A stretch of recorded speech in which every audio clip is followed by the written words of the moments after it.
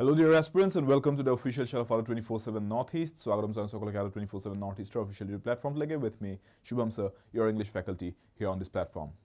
Azi eta 2 ঘণ্টাৰ 2 hours দীঘলীয়া session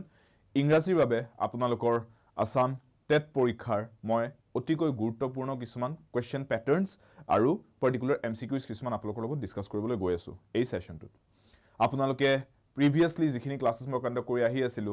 এই গুটেইখিনিও যদি চাই আহিছে ইতিমধ্যে আপোনালোকৰ ভালেখিনি এটা আন্ডাৰষ্টেণ্ডিং ডেভেলপ হ'ব লাগে এই গুটেই সিলেবাস টপিকস কেটাৰ বেসিছত আৰু আমাৰ এই আগন্তুক টেট পৰীক্ষাটোৰ বাবে আপোনালোকৰ আজি এই সেশনটোত এটা ভাল ৰিভিজন হৈ যাব যদি আপোনালোকে ফোকাস দি পেলাই এই কোৱেশ্চনস কেটা অ্যাটেম্প কৰে সো দেৰি নকৰাকৈ পলম নকৰাকৈ আৰম্ভ কৰিছো আজিৰ সেশনটো এবাৰ ষ্টাৰ্টিংতে মই পুৰুকে কৈ ল'ব খুজিছো আমাৰ এই চিনাকি স্লাইডটোৰ বিষয় যত আপোনালোকে আদা 24/7 ৰ এপটোৰ ডিটেইলছ খিনি পাই যায় এই এপটোৰ লিংকটো আপোনালোকে আমাৰ এই ভিডিওৰ তলত ডেসক্ৰিপচন বক্সত পাই যাব এজ পাৰ ইউজুৱেল আৰু এই লিংকটো ক্লিক কৰিলে ডেসক্ৰিপচন বক্সত যোনটো আদা 24/7 ৰ এপৰ লিংক দিয়া আছে সেই লিংকটো ক্লিক কৰিলে আপোনালোকে যদি এতিয়ালৈকে কোনোবাই এপটো ডাউনলোড কৰি ইনষ্টল কৰা নাই সেই এপটো ইনষ্টল কৰিব পাৰিব লিংকটোৰ পৰা ইজিলি আৰু এপটোত আপোনালোকে আমাৰ সকলো ফ্ৰী ষ্টাডি মেটেৰিয়েল ৰিসোৰ্সেস যিমানখিনি আছে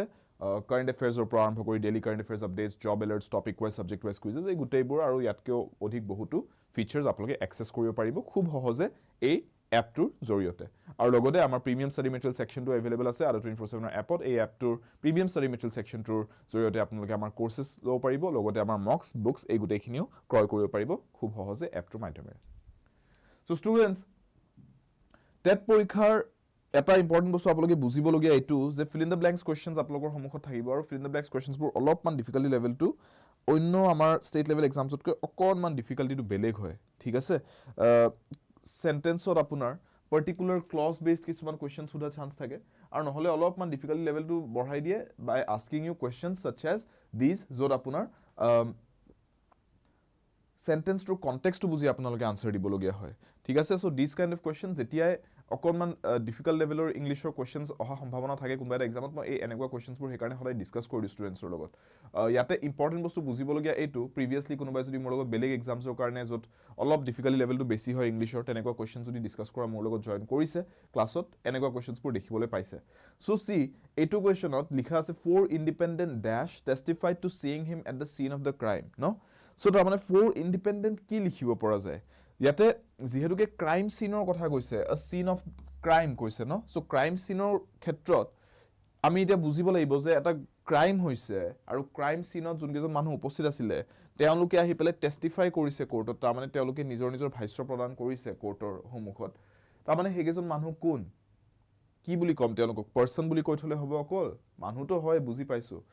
নে স্পেসিফাই কৰিব লাগিব উইটনেস স্পেক্টেটৰ এটেস্টেন্ট কোনটো ওয়াৰ্ড সঠিক হ'ব ইয়াতে লিখাটো সো এনেকুৱা সিচুৱেচনত আপোনালোকে বুজিব লাগিব যে যেহেতুকে কনটেক্সটটো বৰ্তমান ক্ৰাইম কোৰ্ট এইবোৰ জড়িত হৈ আছে সো আমাৰ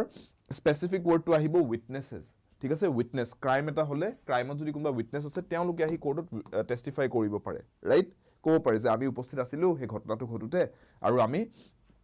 এখিনি বস্তু দেখা পাইছিলো ঠিক আছে সো হেতু ক্ষেত্ৰত উইটনেসেস বুলি কোৱা হয় তেওঁলোকক সো কনটেক্সট বেস আমি এনেকুৱা কোৱেশ্চনস অ্যাটেম্প কৰিবলৈ যাওতে কেয়াৰফুল হ'ব লাগিব যে কোনটো ওয়াৰ্ড কাৰেক্টলি ফিট হয় alright next could I have a dash of chocolate এনেকুৱা ক্ষেত্ৰত you have to know the specific word vocabulary to আপোনালোকৰ ক্লিয়াৰ থাকিব লাগিব যে চকলেটৰ ক্ষেত্ৰত bar বুলি কোৱা হয় ঠিক আছে so here the answer will be a bar of chocolate could I have a bar of chocolate ঠিক আছে next there is something wonderful dash him there is something wonderful dash him see wonderful বুলি যেতিয়া কৈছে already আমি এটা adjective use কৰিলো ঠিক আছে এডজেক্টিভটো ইউজ কৰি এতিয়া মই কোনটো প্ৰিপজিশন ইউজ কৰাটো কাৰেক্ট হ'ব মানুহ এজনৰ বিষয় ক'ব খুজিছো যে হে মানুহজনৰ কিবা এটা বিশিষ্ট এটা আছে যোনটো অলপ wonderful বুলি আমি বৰ্ণনা কৰিছো সো ইয়াতে আমি কি লিখিব লাগিব here we will write there is something wonderful about him তেওঁৰ বিষয় কৈছো ন সো about ক'ব লাগিব ঠিক আছে preposition based হয় এটো question to so we have to be careful in these kind of questions or prepositions এ কাৰণে খুব দৰকাৰীও হয় syllabus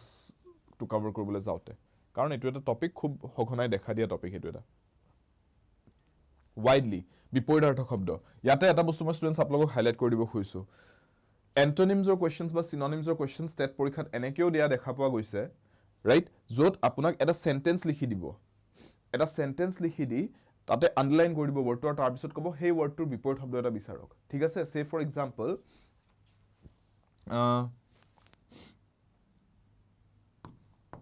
the cultures were widely different say for example just এটা sentence এটা লৈছো random sentence এটা আৰু ইয়াতে আপোনাক কৈছে যে widely শব্দটো আন্ডাৰলাইন কৰি দিছে আৰু তাৰপিছত আপোনাক চাৰিটা অপচনছ দিছে আৰু এই চাৰিটা অপচনছ ধৰি লওক এইকেইটাই অপচনছ এইকেইটা আমি ইয়াতে দেখা পাইছো এনেকেও দিব পাৰে কুৱেশ্যনটো সেন্টেন্সত পাতি দিব পাৰে ঠিক আছে আৰু মই যিমান দূৰ বোধ কৰো সকলো ষ্টুডেন্টছৰ কাৰণে এইটো বস্তু একেই হ'ব লাগে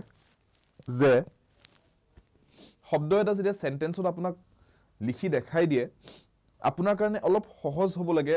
এনেকে এটা শব্দ দি দিয়াতকৈ এইটোতকৈ এনেকুৱা কোৱেশ্যনছবোৰ অলপ সহজে হ'ব লাগে আপোনালোকৰ বাবে যিহেতুকে আপুনি এটলিষ্ট অলপমান আইডিয়া পাই যায় যে এই শব্দটো বাক্য এটাত কি ধৰণে ব্যৱহাৰ কৰিছে তাৰমানে ইয়াৰ মিনিংটো যদি আপুনি কমপ্লিটলি এক্সাক্ট মিনিংটো নাজানেও এটলিষ্ট আপুনি এটা অনুমান ল'ব পাৰে যে ইয়াৰ মিনিংটো মোটামুটি কোনটো শব্দৰ ওচৰে পাজৰে হ'ব সো সেইটো হিচাপত ইয়াৰ বিপৰীত শব্দটো ওলাবলৈ অলপ সহজ বেছি হৈ যায় অলপ বেছি সহজ হৈ যায় কিন্তু এনেকৈ যেতিয়া আপোনাক জাষ্ট ইন্ডিপেন্ডেন্ট কে দি দিয়ে ৱৰ্ডটো কোনো সেন্টেন্স এটা প্ৰভাইড নকৰাকৈ তেতিয়া আপুনি কমপ্লিটলি ডিপেন্ডেন্ট এই ৱৰ্ডটোৰ মিনিংটো আপুনি জানে না হেতুৰ ওপৰত ৰাইট এটো যদি মিনিংটো আপুনি নাজানে এটোৰ সিনোনিম বা এন্টোনিম বিচাৰিবলৈ আপোনাৰ অসুবিধা হৈ যাব সো এই কাৰণে প্ৰেক্টিস কৰাওতে এনেকৈ কৰোৱাটো বেছি ভাল পাও বা এনেকৈ কৰোৱাটো বেছি প্ৰেফাৰ কৰো কাৰণ ষ্টুডেন্টছৰ তেতিয়া এই লাক্সাৰিটো নাথাকে যে আমি সেন্টেন্সত ইউজ কৰাটো বুজি পাই গৈছো তেতিয়া আপুনি ভোকাবুলাৰিটো ইমপ্ৰুভ কৰিবলৈ বাধ্য হৈ যায় ঠিক আছে বাট মই এটো বস্তু হাইলাইট কৰিছো এক্সামত আপুনি এনেকেও পাও পাৰে কোৱেশ্চনটো যে আপোনাক এনেকে সেন্টেন্স এটা দি ৱৰ্ড এটা আন্ডাৰলাইন কৰি ক'ব যে ইয়াৰ সিনোনিম বা ইয়াৰ এন্টোনিম বিচাৰ অপচনছ কেইটাৰ মাজৰ পৰা ক্লিয়াৰ ঠিক আছে সো widely বুলি ক'লে আমি অপোজিট কৈছে ন বিপৰীত শব্দ narrowly ক'ব পাৰো wide মানে আহল বহল narrow মানে ঠেক ঠিক আছে ঠিক আছে নিকিজ কি কৈছে চকলেটৰ পিস হে দি পাইছো yes আপুনি যেতিয়া চকলেটৰ আমি যোনবোৰ চকলেট জেনাৰেলি আমি যেতিয়া চকলেট বুলি কওঁ আমাৰ মাইন্ডত কি আহে আমাৰ মাইন্ডত আহিব এই ডেয়াৰি মিল্কৰ দৰে চকলেট পিসেছবোৰ ৰাইট সো ডেয়াৰি মিল্কৰ চকলেটৰ বাৰটো এনেকুৱা হয় শব্দকেইটা শুনক চকলেটৰ বাৰ এটো কয় গুটেইটো এই গুটেই টুকুৰাটো যোনটো পেকেটৰ ভিতৰত সোমাই থাকে আপুনি যেতিয়া ভাঙি দিয়ে এইটো পিস বুলি কয় আপুনি যেনেকৈ এই এটা পিস এনেকৈ হাতেৰে এনেকৈ ভাঙি পেলাই দিয়ে ন গুটেই ব্লকটোতো জেনাৰেলি দি নিদিয়ে নিজেও খাব লগ ভাগকো দিব সো তেতিয়া আপুনি এই এটা পিস এটা ভাঙি দিয়ে কিন্তু এই গুটেইটো কি বুলি কয় বাৰ অফ চকলেট বুলি কয় ঠিক আছে এই গুটেইটো 3D শেপ এটা এনেকৈ যে দেখা পাও আমি এটো বাৰ অফ চকলেট বুলি কোৱা হয় ক্লিয়াৰ ঠিক আছে নেক্সট মডাৰ্ন এন্টোনিম বিপৰীতাৰ্থ শব্দ লাগে মডাৰ্নৰ কাৰণে একদম সিম্পলে হ'ব মডাৰ্ন শব্দটো আমি সবেই জানো কৈ দিও কি হ'ব ইয়াতে কাৰেক্ট আনসাৰটো মডাৰ্নৰ সিনোনিমে হ'ব ৰিসেন্ট বুলি ক'লে তো এটো সিনোনিমে হৈ গ'ল মডাৰ্ন ৰিসেন্ট তাৰমানে আধুনিক বস্তু হেতুটো আমাৰ সিমিলাৰে হৈ গ'ল টেম্পোৰেল বুলি ক'লে এটো ৰিলেটেড টু টাইম ঠিক আছে temporal is related to time temporal namely বুলি যদি কওঁ তাৰমানে সময়ৰ কিবা এটা এনমেলি ঠিক আছে so temporal relates to time posterity মানে হৈছে all future generations of people আহিবলগীয়া যিমান জেনাৰেশনছ আছে মানুহৰ হিয়ৰক posterity বুলি কোৱা হয় সো আপুনি ধৰি লওক যি কোনো এটা সেন্টেন্স এটা ইমাজিন কৰি লওক যে এনেকৈ ক'ব পাৰি we must ensure that we leave behind a sustainable future for posterity এনেকৈ যদি কওঁ তাৰমানে আমি এটা sustainable is a sustainable development environmental ক্ষেত্ৰত sustainability termটো ইমান ইউজ কৰো মই যদি হেতুকে কওঁ যে আহিবলগীয়া আমি তো হেবোৰ উপভোগ কৰিব নাপাও আমি তো মৰি নোহোৱা হৈ যাম পৃথিৱীৰ পৰা কিন্তু আমাৰ আহিবলগীয়া যোনবোৰ জেনাৰেশন আছে ৰাইট নাতি পতি যিমান আহিবলগীয়া আছে সবৰে হিহতক কোৱা হ'ব posterity বুলি future generations of people হে নাতিয়েক পতিয়েকৰ আৰু সন্তানবোৰ হে গুটেবিলাকক মিলি পেলাই as a whole posterity বুলি কোৱা হয় সো মই যদি সেন্টেন্স এটা বনাও যে we must leave behind a sustainable future for posterity তাৰমানে এনেকুৱা এটা এনভায়ৰনমেন্টক আমি এনেকৈ ট্ৰিট কৰিব লাগিব যে আহিবলগীয়া জেনাৰেশনছ খিনিৰ কাৰণে কিবা এটা ৰৈ যায় এনভায়ৰনমেন্টটো যাতে সাস্টেইনেবল হৈ থাকে হিহতেও যাতে সুন্দৰকৈ এটা জীৱন তেওঁলোকে জিয়াব পাৰে এই পৃথিৱীখনত আমি যদি গোটেই ৰিসোৰ্সেস পাতি খাই বৈ আজৰি কৰি নিজৰ লাইফ টাইমত এনজয় কৰি গুচি যাও আহিবলগীয়া জেনাৰেশনৰ কাৰণে যদি একো নাথাকে তেনেকৈ হলে কেনেকৈ হ'ব হে আহিবলগীয়া জেনাৰেশনখিনিকে posterity বুলি ৰেফাৰ কৰিব পাৰি clear So I hope now you know how to use this word as well. Ancient, এইটো থাকি গল শব্দটো এইটোৱে হৈছে ইয়াৰে বিপৰীতাৰ্থ শব্দটো মডাৰ্ন মানে আধুনিক এনশিয়েন্ট মানে পুৰণি একদম পৌৰাণিক ঠিক আছে so D is the answer. A group of hyenas is called সিংহ লিখি থৈ দিছে হাইনা হৈছে আপোনালোকে এই হেৰিত দেখা পাইছে most probably লায়ন কিং খন যদি চাইছে তাতে সেই সিম্বা হৈ থাকোতে সেই হাইনাছ কেটা এটাক কৰিছিলে তাক সো হাইনাছ বুৰে গ্ৰুপত ঘুৰে just like wolves they move in packs and they are basically scavengers সিহঁতে নিজে বেছি শিকাৰ নকৰে এই সিংহ যেতিয়া শিকাৰ কৰি থয় সিহঁতে তাৰ পিছত সিংহ কেটা খোৱা হোৱাৰ পিছত সিহঁতে গৈ পেলাই লাহেকে খাব ঠিক আছে আৰু পাৰিলে সিহঁতে কি কৰে এই হাৰ্বিভোৰাছ এনিমেলছ বিলাকৰ যোনবোৰ গ্ৰুপত ঘুৰে ন হাৰ্ডত ঘুৰে সিহঁতৰ সৰু যিকেইটা থাকে পোৱালি যিকেইটা থাকে সিহঁতক শিকাৰ কৰিব ট্ৰাই কৰে যিকেইটা ইজি টাৰ্গেটছ হয় ঠিক আছে ইনজাৰ্ড হৈ গ'ল কোনবা এটা হেতুক টাৰ্গেট কৰিলে হেনেকুৱা টাইপ সো হাইনাজৰ দলটো কি বুলি কয় গ্ৰুপটো কি বুলি কয় those of you going for B gambit নকয় ক্যাকল বুলি কয় ঠিক আছে সি হ'ব আনসাৰ ইয়াতে it's not B here it's C cackle ঠিক আছে ক্যাকল বুলি কয় cackle of hyenas cackling to এটা সাউন্ডৰ ক্ষেত্ৰতো কোৱা হয় মানুহ যেটা খেক খেকাই হাহে আমি যে অসমীয়াক খেক খেক কৈ হহা হেতু ক্যাকল কৰা বুলিও কয় আৰু হাইনাজৰ মাতটো জংগলত যেতিয়া হেতু গুটে গ্ৰুপটো মাত দিয়ে শুনাত ভালেখিনি মানুহে হেনেকে হহা দৰেই লাগে সো হেকাৰণে ক্যাকল অফ হাইনাছ বুলি কোৱাটো সেন্স বনাই ধৰণে ক্লিয়াৰ নেক্সট মিলেনিয়াম এটো শব্দৰ কাৰেক্ট স্পেলিংটো বিচাৰিছে ষ্টুডেন্টস টেট পৰীক্ষাত আপোনালোকৰ এই প্যাটাৰ্নৰ কোৱেশ্চনটোৰ ওয়েটেজ খুব এটা বেছি নাথাকে কেতিয়াবা তো দেখাই নিদিয়ে এনেকুৱা কোৱেশ্চন তথাপি মই আপোনালোকক just so that you stay prepared mentally prepared যে এনেকুৱা কোৱেশ্চন আহি যাব পাৰে হেতু কাৰণে এটা দুটা কৰাই দিছো ইয়াতে ক্লাছত আজি এটো হৈছে স্পেল চেকৰ কোৱেশ্চন যত আপোনাক স্পেলিংটো ঠিকে আছে না হেতু চেক কৰিবলৈ দিয়ে ধৰিলক এটা শব্দকে লিখি দিছে বেলেগ কৈ ঠিক আছে আৰু আপোনাক কৈছে যে স্পেলিংটো চেক কৰক ঠিক আছে চিন্তা নকৰিব আপোনালোকৰ এক্সামত আহিলেও চাৰিটা অপচনে আহিব মই জাস্ট দিবলৈ ইয়াতে পাঁচটা অপচন কৰি দিছো যাতে আপোনালোকে অলপমান আৰু ভাবি চাবলগীয়া হয় বাট দেন এই গুটে প্যাটাৰ্ন অফ কোৱেশ্চনটোৱে টেট পৰীক্ষাত প্ৰায় দেখা নিদিয়ে ষ্টিল মই কৰাই দিছো যাতে আপোনালোকে মেন্টালি প্ৰিপেয়াৰ থাকে এনেকুৱা যাতে নহয় যে ঘপককে এটা কোৱেশ্চন আহি গ'ল আপোনালোকে থটমট খাই গ'ল বুলি কি কোৱেশ্চন আহিলে বুলি ঠিক আছে সো সঠিক স্পেলিংটো উলিয়াব লাগে মিলেনিয়াম বুলি ক'লে আমি কাৰেক্ট স্পেলিংটো কি বুলি লিখিম ঠিক আছে ডেকেড সেঞ্চুৰী মিলেনিয়াম গম পাই ন এইবোৰ ঠিক আছে দশক শতিকা ৰাইট সো নাও মিলেনিয়াম বুলি ক'লে স্পেলিংটো কি হ'ব বানানটো সঠিক বানানটো কি হ'ব মিলেনিয়াম এনেকে লিখিলে নহব মিলেনিয়াম ডাবল এন লিখি থৈছে ঠিক আছে কিন্তু ডাবল এল আহিব লাগে ৰাইট অকল এম ডাবল এল লিখিলে ভুল হ'ব হয়নে so what is the correct spelling মিলেনিয়ামত কি আহিব ডাবল এন আহিব আৰু এল টো ডাবল হ'ব right so double L double N দুইটা থাকিব লাগিব আৰু আপুনি ডাইৰেক্টলি ই নিলিখাকৈ আই লিখি দিলে নহব ৰাইট আৰু এম আই লিখিব লাগিব এম আই নিলিখাকৈ আপুনি কেনেকৈ ডাইৰেক্টলি এম ডাবল এল লিখি দিব ঠিক আছে so therefore correct answer is a double l double n ঠিক আছে millennium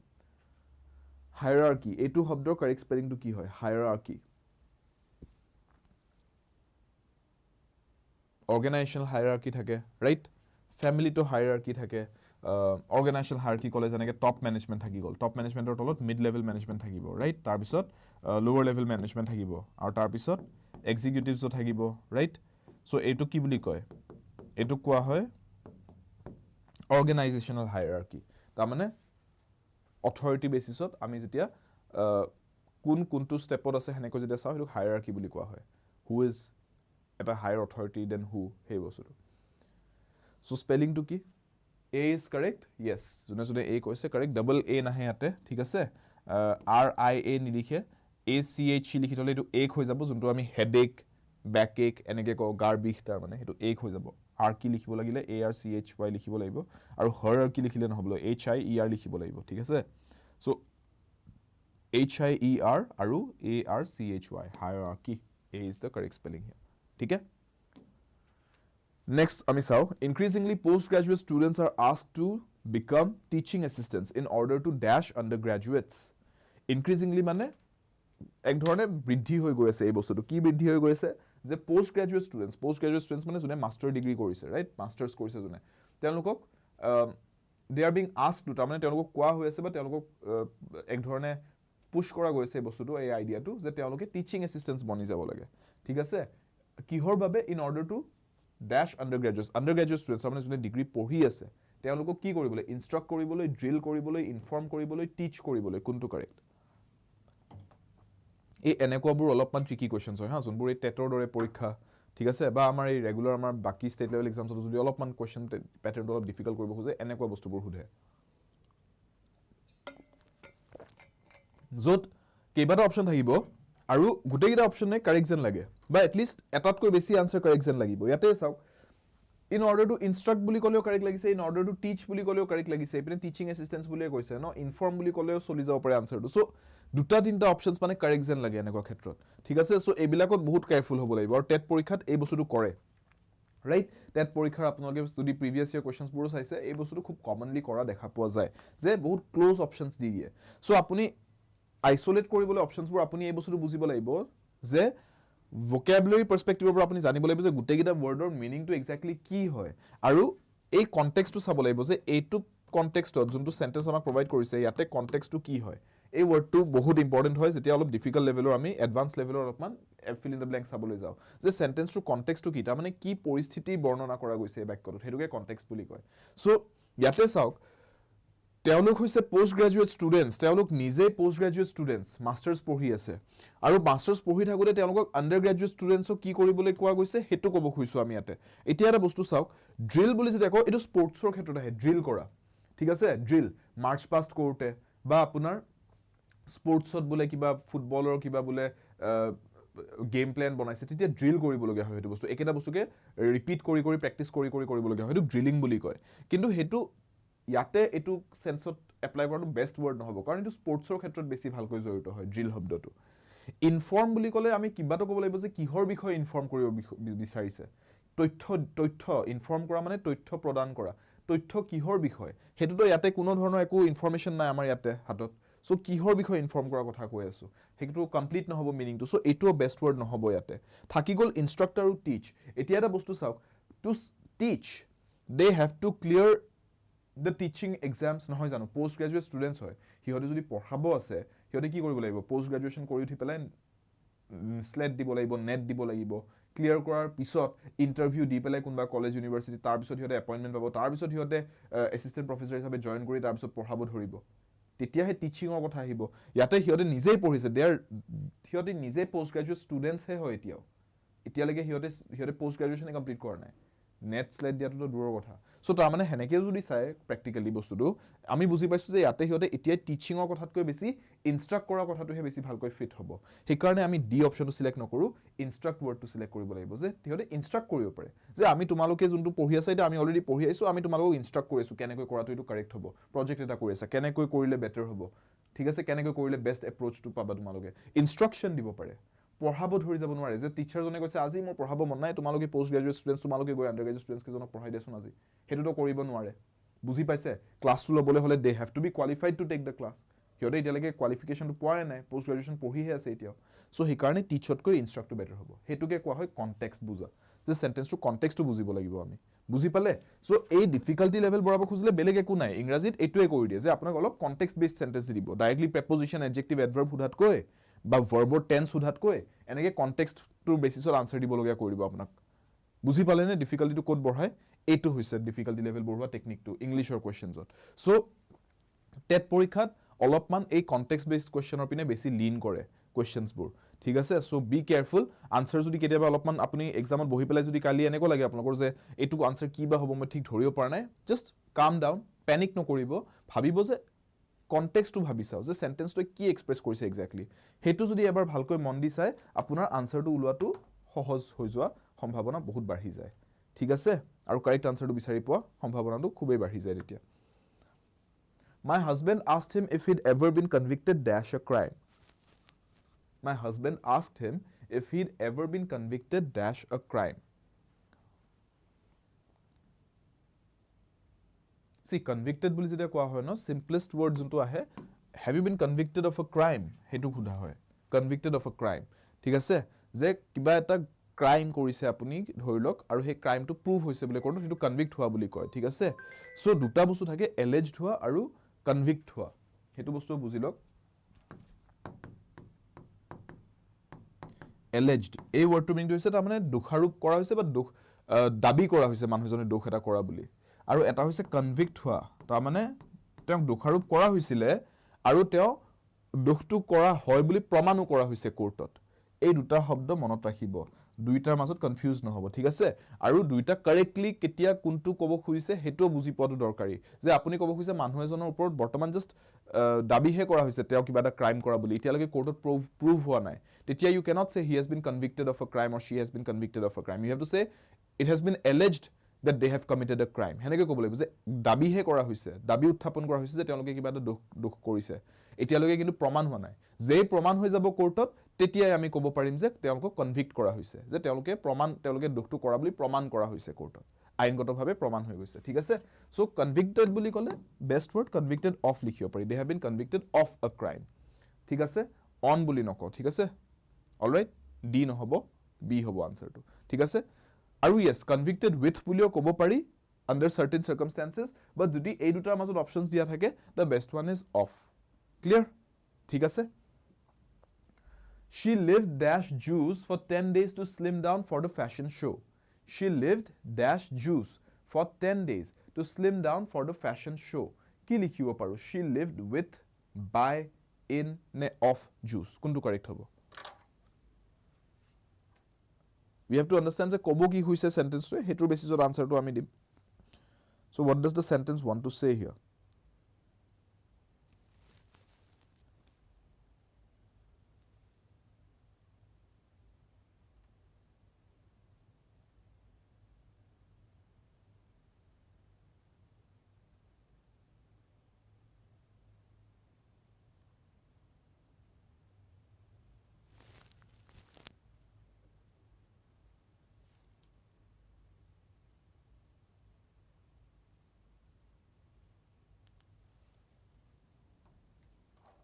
Yes, those of you going for off, O-double-F, off, correct. So, she lived off Jews. তাৰ মানে মই ক'ব এইটো খুজিছো যে তেওঁ জুছৰ ওপৰত নিৰ্ভৰ কৰি জীয়াইছে বহুত দিন। তাৰ মানে চাওক, ফেশ্বন শ্ব' এটা আহি আছে, আৰু ফেশ্বন শ্ব' জেনেৰেলি কি হয়, মডেলছবোৰৰ male female both they have to cut down on their weight, and when they cut down on their weight, তেতিয়া কি হয়, তেওঁলোকে খোৱাটো কমাবলগীয়া হয় ফৰ ডেট পাৰ্পাছ। খোৱাটো কমাবলৈ তেওঁলোকে সলিড ফুড নাখাই পেলাই বহুতে কি কৰে, এনেকুৱা লিকুইড ডায়েট ফলো কৰে, যোনটো আমি লিকুইড ডায়েট বুলিও কোৱা হয়। তাৰমানে বেচিকলি জুচত গোটেই ইনগ্ৰিডিয়েণ্টছখিনি তেওঁলোকে মিহলি কৰিলে জুচ হিচাপে খাইছে, সলিড ফুডছ বেছি ফেটছ পাতি তেওঁলোকে কনজিউম কৰা নাই। চ' 10 দিন তেওঁ ৱেইট কাট, শ্লিম ডাউন কৰা মানে ৱেইট কাট কৰা, শ্লিম ডাউন কৰিবলৈ তেওঁ জুচৰ ওপৰত নিৰ্ভৰ কৰিছে 10 দিনলৈকে, বেলেগ খাদ্য আহাৰ তেওঁ তেনেকৈ তেওঁ খোৱা নাই। চ' শ্বি লিভড অফ জুচ বুলি ক'ব লাগিব, তাৰমানে জুচৰ ওপৰত নিৰ্ভৰ কৰি। ঠিক আছে, understood? I studied off the internet, হেনেকৈ যদি কথা মানে মই ইণ্টাৰনেটৰ ওপৰত নিৰ্ভৰ কৰি পঢ়িছোঁ, তাৰমানে ইণ্টাৰনেটত য'ত যি চ'ৰ্চ পাইছোঁ, মেটেৰিয়েল পাইছোঁ, মই তাৰ পৰা পঢ়িছোঁ। I studied for the exam of the internet. Of the internet, O-double-F, of the internet বুলি যদি কৈছোঁ, তাৰমানে ইণ্টাৰনেটৰ ওপৰত নিৰ্ভৰ কৰি, তাৰমানে মই যি চ'ৰ্চ পঢ়িছোঁ, যি চ'ৰ্চৰ পৰা পঢ়িছোঁ, গোটেইখিনি ইণ্টাৰনেটৰ পৰাই মই চাইছোঁ। বুজি পালে? চ' অফ, O-double-F, হেনেকৈও ৱৰ্ডটো ইউজ কৰা যায়। আৰু এটাটো হৈছে টাৰ্ণ অফ, লাইটটো অফ কৰিব দিছোঁ, ছুইচটো অফ কৰি দিব দিছোঁ আপোনাক মই, টাৰ্ণ অফ, সেইটোতো ইউজ কৰে, অফ কৰি দিয়া। ক্লিয়াৰ? আৰু O-F, অফটো হৈছে, এইটো আমি প্ৰেপজিশ্যন আকাৰে ইউজ কৰোঁ। O-F, অফ আমি ইউজ কৰোঁ যেতিয়া আমি ক'ব বিচাৰোঁ যে those keys of mine, তাৰমানে মোৰ চাবি কেইপাত, হেনেকৈ ক'বলৈ ইউজ কৰিব পাৰোঁ। ঠিক আছে, এইটোত পজেশ্যন বুজাব পাৰি, এইটোত পজেশ্যন বুজাব নোৱাৰি, এইটোত নিৰ্ভৰ কৰা বুজাব পাৰি, বা এনেকুৱা টাৰ্ণ অফ, ছুইচ অফ, সেইবিলাকত ইউজ কৰিব পাৰি। Clear? All right, now let's take a look at this sentence judgment question. এইটো আপোনালোকৰ টেট পৰীক্ষাত দেখা দিব হা, এটলিষ্ট প্ৰিভিয়াছ ইয়েৰলৈকে দেখা দি আছে। চ' আপোনালোকে এইটো প্ৰিপেয়াৰ কৰি যোৱাটো দৰকাৰী, বুজি যোৱাটো দৰকাৰী। চ' এইটো যোনে মোৰ ক্লাছেছ আহিছে আপোনালোকে জানে এইবিলাক সলভ কৰিবলৈ মোৰ এটা খুব ইজি প্ৰচেছ এটা আছে, আৰু মোৰ সেই প্ৰচেছটো যদি চবে এপ্লাই কৰে তেনেহ'লে আপোনালোকৰ কামটোও সদায় ইজি হৈ যাব, আৰু লগতে আপোনালোকৰ এই বস্তুটোৰ একিউৰেচি সদায় মেইনটেইন হ'ব এনেকুৱা কুৱেশ্যনছবোৰত। চ' যোনে জানে start solving this, যোনে নাজানে কেনেকৈ সলভ কৰিব লাগে, যদি কোনোবা নতুন ষ্টুডেণ্টে জইন কৰি আছে যে কালি এক্সাম আছে, দৌৰাদৌৰিকৈ চাই লওঁ, ক্লাছ এটা দেখিছোঁ কোনোবা এজন মানুহে ক্লাছ কৰাই আছে, চাই লৈছোঁ, যদি তেনেকৈ নতুন কোনোবা ষ্টুডেণ্ট জইন কৰিছে আপোনালোকেও বুজি লওক। ঠিক আছে, যে এইটো কেনেকৈ সলভ কৰিব লাগে। So' see the cabinet decision last week to set up the international coalition, এইটো কুৱেশ্যনত এইটো চেণ্টেন্সৰ পাৰ্ট হয় 1 বুলি মাৰ্ক কৰি দিছে, ক'তো বেলেগত 1 2 3 4 মাৰ্ক কৰা নাই, দেখিছে? তাৰমানে এইটো ফাৰ্ষ্ট চেণ্টেন্স হয়, তাৰমানে চেণ্টেন্সটোৰ অপেনিং হয়, এইটো first part of the sentence. বাকীখিনি ABCD বুলি লেবেল কৰা আছে, চেণ্টেন্স পাৰ্টছবোৰ ABCD কৈ লেবেল কৰা আছে, আৰু সেইখিনি আমি ইয়াতে এৰেঞ্জ কৰিবলৈ অপশ্যনছ দিয়া আছে, কেনেকৈ ৰিএৰেঞ্জ কৰিম এই গোটেই চেণ্টেন্সটো। ঠিক আছে, যাতে আমি এটা সঠিক অৰ্থপূৰ্ণ বাক্য এটা যাতে বিচাৰি পাওঁ, যাতে আমি এটা মিনিংফুল চেণ্টেন্স বিচাৰি পাওঁ ইয়াতে। চ' এনেকুৱা কুৱেশ্যনছত আমি কি কৰোঁ ষ্টুডেণ্ট জানেনে, আমি ৰিএৰেঞ্জ কৰিবলৈ যাওঁতে নিজেই গোটেইখন ৰিএৰেঞ্জ কৰি নাথাকোঁ কষ্ট কৰি, আমি কি কৰিম, আমি এলিমিনেট কৰিম এই অপশ্যনছবোৰ। আমি চাম যে কোনকেইটা অপশনছ ভুল হয় এইকেইটা কাটি কাটি গৈ থাকিম যেতিয়ালৈকে এটা অপশন পাই নাযাওঁ আমি ঠিক আছে simple elimination process of elimination কৰা যাব আৰু হেতু কৰিবলৈ যাওতে আমাক এটা বেসিস লগা হল যে এলিমিনেট কৰিবলৈ গলে সদায় এটা বেসিস লাগে ন কিহৰ বেসিছত এলিমিনেট কৰিব সো আমি এলিমিনেট কৰিম এইকেইটা বেসিছত ওপেনিং স্টেটমেন্ট ক্লোজিং স্টেটমেন্ট আৰু এটা বহুত ইম্পৰ্টেন্ট বস্তু ম্যান্ডেটৰী পেয়াৰ যোনটো কোৱা হয় ম্যান্ডেটৰী পেয়াৰ মানে এনেকুৱা দুটা বাক্যাংশৰ জোৰা যোনকেইটা একেলগে লিখাটো এক ধৰণে আৱশ্যক আপুনি হেতু দুটাক বেলেগ বেলেগ কৈ লিখিব নোৱাৰে ঠিক আছে যেনে কৈ আপুনি চাওক yet বুলি কলে is yet কোৱাৰ লগে লগে is yet কৈ পেলাই আপুনি কোনটো লৈকে যাব পাৰে বি সেন্টেন্সৰ এন্ডিং ওয়াৰ্ড এটো ন বি yet বুলি কৈছে yet কৈ পেলাই আমি যদি এই সেন্টেন্সটো লৈকে আহি যাও yet towards বুলি কও is yet towards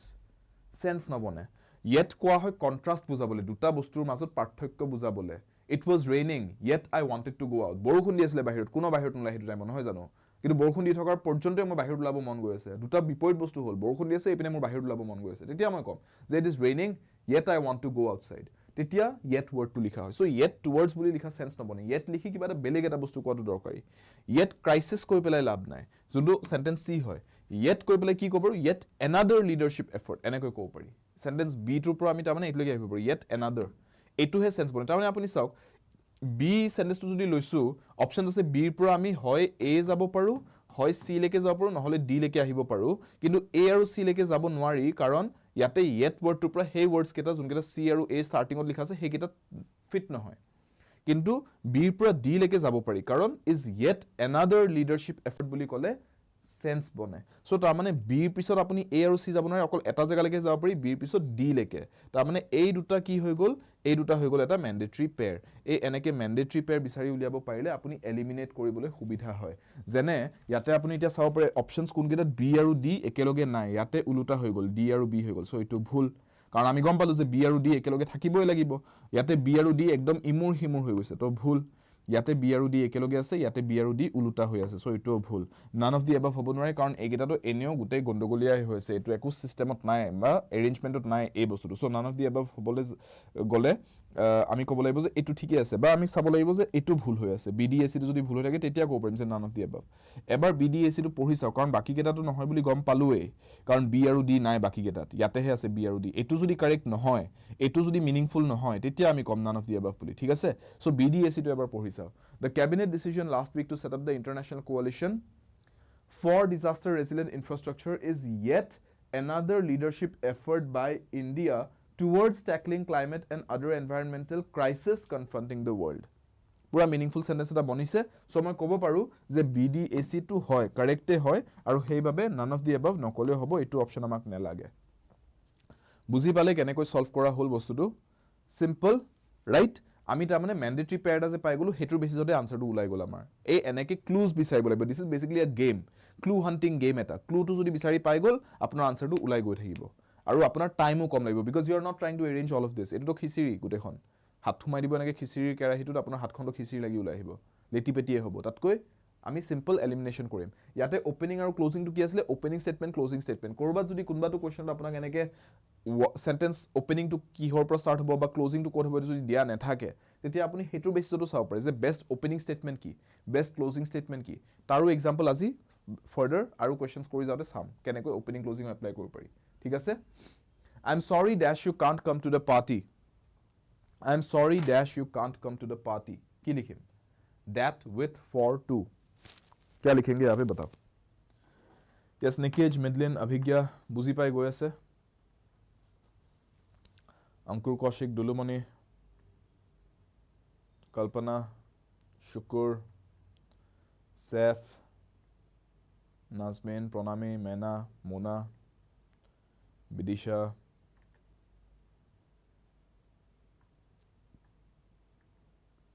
Yes, Shikha, try this one. Pushpita.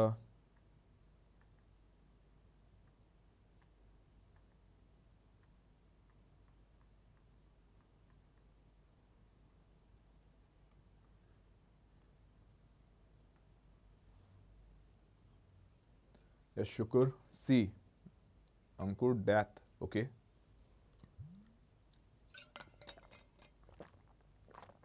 Rajdeep, that. Shikha going for A. Kasturi, that. All right.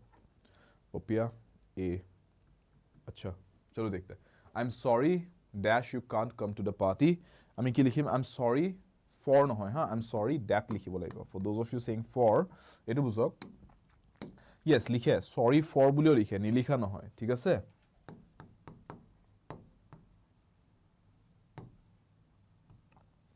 I'm sorry for ketia koi janene?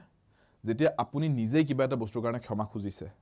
Apuni nijei sorry বুলি কৈ আছে এজন মানুহক যে মই sorry কৈছো আপোনাক কিবা এটা ভুল হয় যে I am sorry for shouting at you. Simple sentence এটা লৈছো. I'm sorry for shouting at you. যে আপোনাৰ ওপৰত মই চিঞৰ মাৰি দিও কিবা এটা কথা কলো আপোনাৰ ওপৰত মই চিঞৰ দিলো কিবা এটা কথাত তাৰ পিছত মোৰ বেয়া লাগিলে মই ইমান চিঞৰ মাৰি কিয় কলো মানুহজনক ইমান বেয়াকে কিয় কলো ভালকে ক'ব লাগিছিল হেতু কাৰণে আপুনি ক্ষমা খুজিছে আপুনি তেতিয়া কৈছে I am sorry মই ক্ষমা খুজিছো বুজি পাইছে ইটু হৈছে আপুনি ক্ষমা খুজা নাই এটু বাক্য যে এটুত আপুনি ক্ষমা খুজা নাই I am sorry তা মানে অকল ক্ষমা খুজিবলৈ নকয় কেতিয়াবা just to express যে আপোনাৰ বেয়া লাগিছে কাৰোবাক লৈ হেতু কবলৈও সৰি কোৱা হয় মোৰ বেয়া লাগিলে এটু শুনি পেলাই আপুনি ক্ষমা খুজা নাই পাৰ্থক্যটো বুজি পাইছে নে যে এটা হৈছে আপুনি ক্ষমা খুজিছে এটুত আপুনি ক্ষমা খুজিছে যে মই কিবা এটা ভুল কৰে আপোনাক ক্ষমা খুজিছো আৰু এটা হৈছে মই আপোনাক এটু কৈছো যে I feel bad I am sorry বুলি যেতিয়া ইয়াতে কৈছে এটু কোৱা নাই যে মই ক্ষমা খুজিছো I am sorry মানে I apologize কোৱা নাই ইয়াতে কৈছে I feel bad এটু কৈছে মোৰ বেয়া লাগিছে ঠিক আছে এটুৰ মিনিংটো এটু যে আপুনি পাৰ্টিত আহিব নোৱাৰিলে হেতুত মোৰ কি আহে যায় মইতো একো আপোনাক ৰখাই থোৱা নাছিল আপোনাক ঘৰত মই বান্ধি থৈ অহা নাই যে আপুনি পাৰ্টিত আহিব নোৱাৰিলে তাৰ পিছত মোৰ বেয়া লাগিছে কিয় বান্ধি থৈ আহিলো মানুহজনক মই ঘৰত ৰাইট মই ক্ষমা খুজো হেতু কাৰণে সৰি কোৱা নাই ইয়াতে সৰি কৈছে যে মানুহজন পাৰ্টিত আহিবলৈ তেওঁৰ টাইমটো নিমিলিল তেওঁ কিবা কাম আছিল চাগে তেওঁ আহিব নোৱাৰাই মোৰ বেয়া লাগিল তেওঁ আহিব পাৰিলে ভাল লাগিল হেতেন তেওঁ যদি আহিব পাৰিলে হয় মোৰ ভাল লাগিল হয় তেওঁক লগ পাই পাৰ্টিত ঠিক আছে বাকি সব মানুহ হৈছে তেওঁ আহিলেন ভাল লাগিল হয় হেতুহে কৈছো যে মোৰ বেয়া লাগিছে I feel bad আৰু হেতু সেন্সত I am sorry for বুলি নকয় কাৰণ মই সৰি কোৱা নাই I apologize বুলি কোৱা নাই যোনটো ইয়াতে কৰি আছো ইয়াতে মই নিজে সৰি কৈছো সৰি কোৱাৰ দৰে হৈছে এটো apologize কৰিছো ক্ষমা খুজিছো ইয়াতে ক্ষমা খুজা নাই ইয়াতে মই কৈছো মোৰ বেয়া লাগিল আৰু হেতু কবলে I am sorry that বুলি কয় I am sorry that you can't come to the party ইয়াতে আমি I am sorry for নকওঁ ডিফাৰেন্স তো বুজি পাইছে সিম্পল ডিফাৰেন্স এটা I hope মই সিম্পলিফাই কৰি বুজাই দিব পাৰিছো আপোনালোকক ৰাইট বুজি পোৱা না যদি খুদিব মই আকৌ এবাৰ বুজাই দিম ঠিক আছে otherwise I am moving forward ঠিক আছে এই ডিফাৰেন্সটো কিন্তু মনত ৰাখি দিব লাইফৰ কাৰণে মনত ৰাখি থক এই ডিফাৰেন্সটো I am sorry that আৰু I am sorry for কোনটো কেতিয়া লিখিব লাগে বুজি পালে এটাত আপুনি ক্ষমা খুজিছে এটাত আপুনি ক্ষমা খুজা নাই আপুনি জাস্ট কৈছে যে মোৰ বেয়া লাগিল কথাটো শুনি ঠিক next The Statesman has the largest circulation of any English daily. The Statesman has the largest circulation of any English daily. Tikha, ahigol, boria. Good evening. Ahok. The Statesman has the largest circulation of any English daily. Etu kiti ami ki koribo lage? The given sentence is incorrectly koi dile. Besera. Sentence eta nijoke gothon korisile ate. Eta sentence tu likhiye koi dile je nai bhul. ठीक है एको নাই আমি या correct कर दिम बारो हम तुम्हारे साथ है सेंटेंस बताओ क्या गलती है तुमने The Statesman has the largest circulation of any English daily এটো যদি ভুল হৈ আছে ইয়াক শুদ্ধভাৱে কেনেকৈ লিখিব পাৰি কক The Statesman সব এটা সিম্পল বস্তু ইয়াতে the largest বুলি ক'ব যেতিয়া লগা হৈছে এটো কি হত আছে superlative degree of the adjective or degrees কেটা I hope you are clear by now positive degree বা simple degree বুলি যোনটো কয় comparative degree and then the superlative degree এই তিনটা degrees পাও আমি so large larger largest এই তিনটা degree হৈ যায় adjective to right larger পৰা start হয় large simple যদি এটা বস্তু ডাঙৰ বৃহৎ বুলি ক'ব কৈছো large কম দুটা বস্তুৰ মাজত তুলনা কৰি কৈছো ই ইটুতকৈ বেছি ডাঙৰ তেতিয়া মই কি কম larger right আৰু যদি মই ক'ব লগা হয় আটাইতকৈ ডাঙৰ আটাইতকৈ বৃহৎ তেতিয়া মই কম যে largest কিন্তু superlative degree to a largest to লিখিবলৈ যাওতে সদায় superlative লিখাৰ আগতে the লিখিবলগীয়া হয় the largest the most wonderful the best এনেকৈ লিখিবলগীয়া হ'ব so the লিখিলৈ হয় superlative লিখাৰ আগতে so যদি কোনবাটো অপচনে কৈছে যে superlative লিখিবা কিন্তু আগতে the নিলিখিলে হ'ব এইকেইটা অপচন এনেও ভুল এইকেইটা হে কাৰণে আমি এলিমিনেট কৰি দিব পাৰো c আৰু d এলিমিনেট কৰিব পাৰো পাপিয়া বুজি পাইছে c কিয় নহব clear why am I deleting that option c আৰু d কিয় ডিলিট কৰিছো এতিয়া বুজি পালে clear আৰু চাওক The Statesman বুলি কৈছে এখন বাতৰি কাকতৰ নাম যেনেকৈ The Assam Tribune The Hindu newspaper এখন বাতৰি কাকতৰ নাম হয় হয়নে নহয় এখনে বাতৰি কাকত The Assam Tribune বুলি তো 3-4খন বেলেগ বেলেগ নিউজপেপাৰ প্ৰিন্ট নহয় এখনে প্ৰিন্ট হয় এটাই পাব্লিকেশ্যনৰ পৰা সো देयरफॉर আপুনি চাওক দ্য ষ্টেটছমেন বুলি যেটা কৈছো এখন বাতৰি কাকতৰ নাম ৰাইট ইয়াতে আমি দ্য ষ্টেটছমেন বুলি কৈ পেলাই হ্যাভ লিখিম নে দ্য ষ্টেটছমেন হ্যাজ লিখিম সাবজেক্ট ভার্ব এগ্ৰিমেন্ট যোনটো সিম্পল আমাৰ সাবজেক্ট ভাৰ্ব এগ্ৰিমেন্ট কথা পাতি আছো এটা বস্তুৰ বিষয়ে ভাৰ্বটো সিঙ্গুলাৰ হ'ব লাগিব singular subject singular verb singular subject plural verb হ'ব নোৱাৰে so therefore B two subject verb agreement ভুল হৈছে কাৰণে ভুল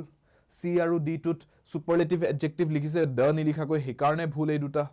গ্ৰামেটিক্যালি এলিমিনেট কৰিব পাৰিছো কিয় এলিমিনেট কৰিছো বুজাই দিছো বুজি পালে নে সো देयरफॉर কোনটো কাৰেক্ট হ'ব এটুকো ভুল বুলি কৈ থৈছে কোৱেশ্চনটোৱে সো তাৰ মানে এটাই অপচন থাকি গল এ এটু কাৰেক্ট হ'বই লাগিব যদি এটুও কাৰেক্ট নহয় তেলে গুটেকিটা অপচনে ভুল দি থৈ দিছে মোক এটু কোৱেশ্চন পেপাৰ হাজুতে ভুল হৈছে তেনে হলে সো এটু কাৰেক্ট হ'বই লাগিব পঢ়ি চাও কাৰেক্ট আছে নাই the Statesman has subject verb agreement মিলি আছে ঠিকে আছে the Statesman has the largest ঠিকে লিখিছে সাৰ্কুলেশন অফ এনি ইংলিশ ডেইলিজ ঠিক আছে ইংলিশ ডেইলিজ কেবাখন ডেইলিজ আছে ডেইলি প্ৰিন্ট নিউজ পেপাৰ কেবাখন আছে ইংলিশ ডেইলিজ বুলি কৈছো হিয়তো আৰু এই গুটেইবোৰৰ মাজত দ্য লাৰ্জেষ্ট সাৰ্কুলেশন সুপাৰলেটিভত দ্য লিখি লৈ আটাইতকৈ বৃহৎ পাব্লিকেশ্যন বা সাৰ্কুলেশন মাৰ্কেটত সবতকৈ বেছি কোনখন পোৱা যায় এইখনক পোৱা যায় দ্য ষ্টেটছমেন সিঙ্গুলাৰ সেইকাৰণে দ্য ষ্টেটছমেন হ্যাজ লিখিছো বুজি পালে ठीक है understood चलो next one I contradicted against him এনেকৈ লিখা আছে এটুক ইনকাৰেক্ট বুলি কৈ দিছে কিন্তু এটু কাৰেক্টলি কেনেকৈ লিখা যায় এতিয়া ই বেচেৰা ভুল একো নাই ভুল হলে আমি শুদ্ধ কৰি দিব পাৰো কাৰেক্ট কৰি দিও ইয়াক তাৰো মনটো ভাল লাগক बताओ इसको कैसे करेक्ट करें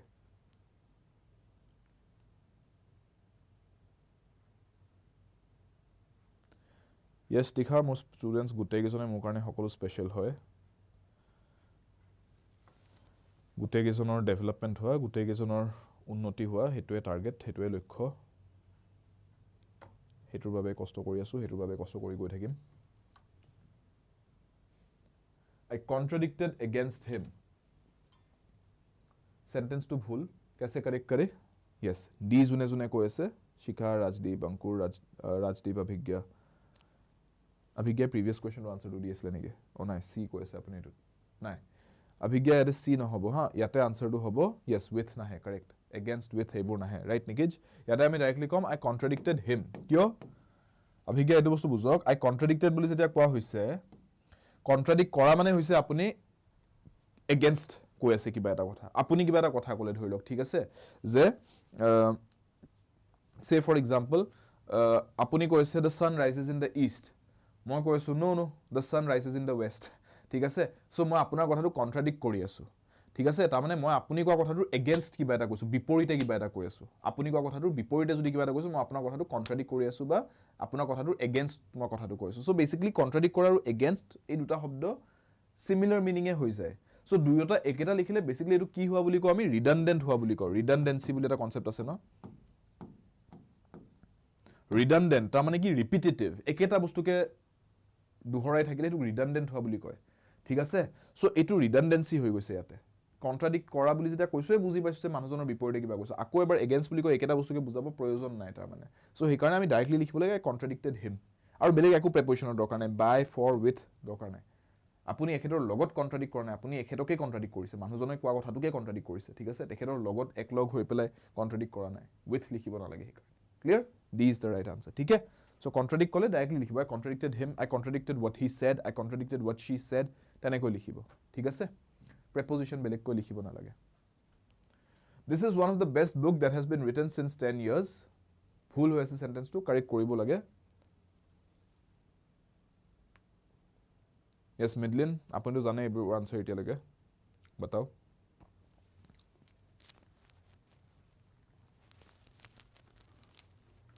ৰাজদীপ কি হ'ব আনসাৰটো কক ইয়াতে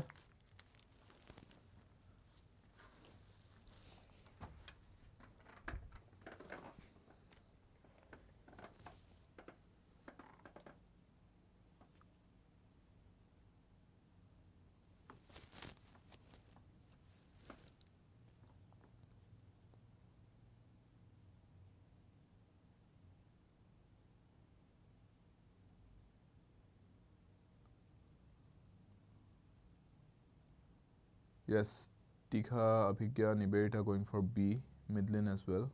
B. Okay. Mona. Papia going for B. Aminur. B. All right.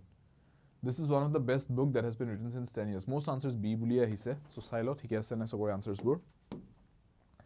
One of the যেতিয়া কৈছে, one of the কলে সদায় plural বস্তুৰ ভিতৰত one হ'ব লাগিব ন? কাৰণ কেইবাটা বস্তুৰ মাজত এটা বস্তু. So books হ'ব লাগিব. Book কলে নহব. এখনেই কিতাপ যদি হয়, বুকে যদি হয়, তাৰ মাজত আকৌ one of the ক'ব কি দৰকাৰ? বুজি পাইছে তো এটা বস্তুৰ মাজত এটা নুলাই তো কেইবাটা বস্তুৰ মাজত মই এটা ক'ব যে এই তিনি চাৰিটা বস্তুৰ মাজত ইয়াৰ কথা কৈছো. One of the many. বুজি পাইছে? One out of many. সেইকাৰণে one of the best books হ'ব লাগিব. Clear? ঠিক আছে? আৰু কিতাপ কেইবাখন লিখা গৈছে 10 বছৰত. So that have been written. Books that have been written. Have লিখিব লাগিব. এটো have কিহৰ কাৰণে লিখিছো? ইহতৰ কাৰণে, বুকছৰ কাৰণে. Best books যিকিখন লিখা গৈছে. কেইবাখন ভাল কিতাপ লিখা গৈছে. সেই কেইখনক কৈছো. The books that have been written. The books that has been written কলে নহব. Has লিখিলে নহব. ক'বাত যদি has লিখা আছে, ইয়াতে যেনেকৈ has লিখি ৰৈছে নহব. Clear? কাৰণ কেইবাখন কিতাপ লিখা গৈছে. এখনেই নহয় তো. মই ক'ব কৈছো এই যে কেইবাখন কিতাপ লিখা গৈছে যোৱা 10 বছৰৰ ভিতৰত. তাৰ ভিতৰত এইখন এখন হয়. This is one of them. হেতু ক'ব খুজিছো. ঠিক আছে? তাৰ মানে যোৱা 10 বছৰত কেইবাখন ভাল কিতাপ লিখা গৈছে তাৰ মাজত এইখন এখন. হেতুকে কৈছো this is one of the best books that have been written. আৰু in 10 years ক'ব লাগিব ন 10 বছৰৰ ভিতৰত.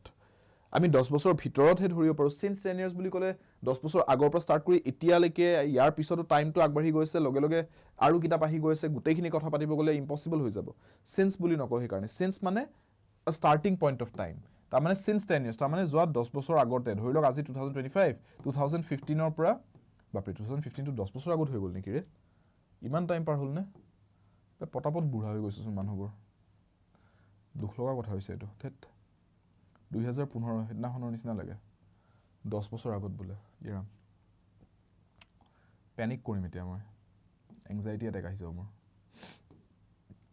चलो आगे बढ़ते हैं नहीं सोचते इसके बारे में क्लास के बाद सोचेंगे इसके बारे में सो 2015 10 বছৰ আগতে 2015 পৰা এতিয়ালৈকে যিমানখিনি লিখা গৈছে কিন্তু মই সিন্স বুলি কৈ থলে নহব সিন্স বুলি কলে এন্ডিং পইণ্ট অফ টাইম একো নাই মই ধৰিব লাগিব 2015 পৰা 2025 লৈকে ঠিক আছে আমি এই 10 ইয়াৰ্স টো ধৰিব লাগিব সো এটা টাইম ফ্ৰেম লব লাগিব এটা উইন্ডো লব লাগিব যে এই পিৰিয়ডৰ ভিতৰত এই 10 বছৰত ঠিক আছে সো ইন স্টাৰ্টিং আৰু এন্ডিং পইণ্ট এটা আছে এটা আবদ্ধ সময়ৰ সীমা সো হেতুত আমি ক'ব লাগিব ইন 10 ইয়াৰ্স বুলি সিন্স বুলি কলে নহব ঠিক আছে so therefore answer will be B তেতেগা এটো एग्जांपल লব না লাগিছিল মই মনসন বেয়া লাগি গল 2015 বলে 10 বছৰ আগতে ঠিক আছে এটো B correct answer clear number 17 let's see সময় গতিশীল তাকেটো এই গতিটো অলপ বেছি এই অধিক গতি স্বৰ্গ গতি হৈছে আৰু one who abandons his religious faith কি হ'ব আনসাৰটো one word substitution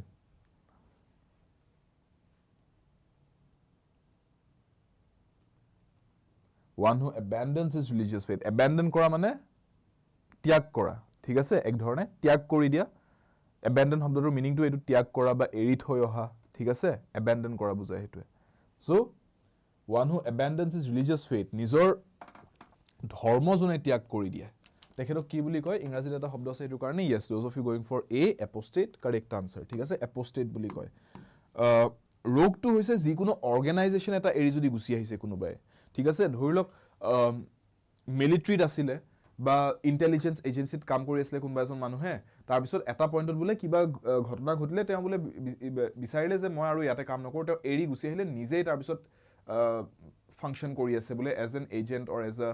মাৰ্সিনাৰী তেতিয়া কোৱা হয় ৰোগ গুছি যোৱা বুলি মানুহজন ৰোগ হৈ গল বুলি তাৰ মানে তেওঁ অৰ্গানাইজেচনটোৰ পৰা পৃথক হৈ এৰি গুছি আহিলে অৰ্গানাইজেচনটো ঠিক আছে হেতু টু ডেজাৰ্ট মিডলিন ঠিক আছে টু ডেজাৰ্ট বুলি যে আপুনি কৈছে ডেজাৰ্ট কৰা মানে এৰি থৈ অহা এইটো তো ডেজাৰ্ট কৰা বুজায় কিন্তু ৰোগ বুলি কোৱা হয় যদি অৰ্গানাইজেচন এটা এৰি আহিছে নিজৰ ধৰ্ম ত্যাগ কৰি আহিলে এপোষ্টেট বুলি কোৱা হ'ব তাৰ মানে এটো ত্যাগ কৰাই বুজায় এটো ত্যাগ কৰা বুজায় এটো ত্যাগ কৰা বুজায় এটো ডেজাৰ্ট কৰা বুজায় এটো ডেজাৰ্ট কৰা বুজায় কিন্তু কি ডেজাৰ্ট কৰিছে হেতুৰ ওপৰত নিৰ্ভৰ কৰি শব্দকেইটা বেলেগ ৰিলিজিয়াছ ফেইথ ধৰ্ম যদি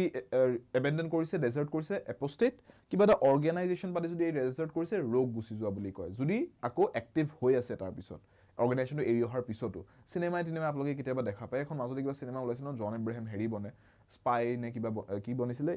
এজেন্ট বনিছিলে কোনখন সিনেমা আছিল সেইখন শাহৰুখ খান আৰু জন এব্ৰাহাম একেলগে জন এব্ৰাহাম ভিলেন বনিছিলে যে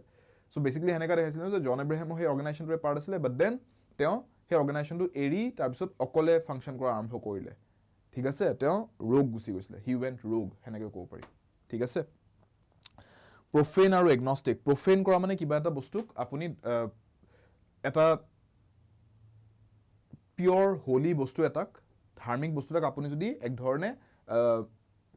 অপমান কৰিছে তেতিয়া কয় profane profanity বুলি আমি কওঁ যেতিয়া আমি অশ্লীল অবাইজ গালি গালাজু কৰে যেতিয়া মানুহ হেতুকো profanity বুলি কোৱা হয় কাৰণ হেতু বস্তু অশ্লীল হয় সেই বস্তুটো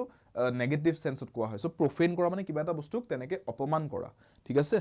agnostic হৈছে তেনেকুৱা এজন মানুহ যোনে ভগৱান আছে বুলিও নামানে ভগৱান নাই বুলিও নামানে ভগৱান আছে বুলি যোনে মানে তেওঁ ডিভোটি হে বিশ্বাসটো তেওঁ ডিভোটেড হৈ বিশ্বাসটোক লৈ যোনে ভগৱান নাই বুলি মানে যে ভগৱান একেবাৰে নাই তেওঁ এথিষ্ট নাস্তিক বুলি যে কয় আৰু যোনে দুয়োটাই না মানে যে মই দেখা নাই ভগৱান হেকাৰণে মই এটো ক'ব নোৱাৰো যে ভগৱান আছে আৰু যেহেতুকে একেটাই কথা মই ভগৱান দেখা নাই তো মই এটো ক'ব নোৱাৰো যে ভগৱান নাই কাৰণ মইহে দেখা নাই কি জানিবা আছে সো তেওঁ কি মানে যে মই নাই বুলিও নামানো আছে বুলিও নামানো তেখেতক কোৱা হয় এগনস্টিক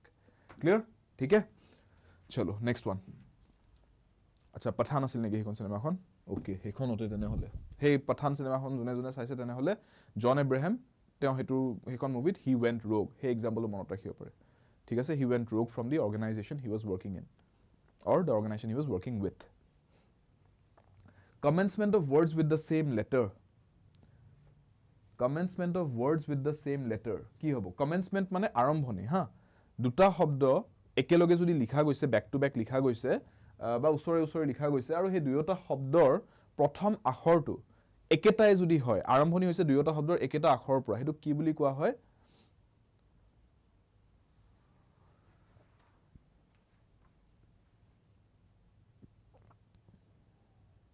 alliteration those of you going for A yes correct Mona Midlin Kalpana Rajdeep Nikij Abhigya Aminur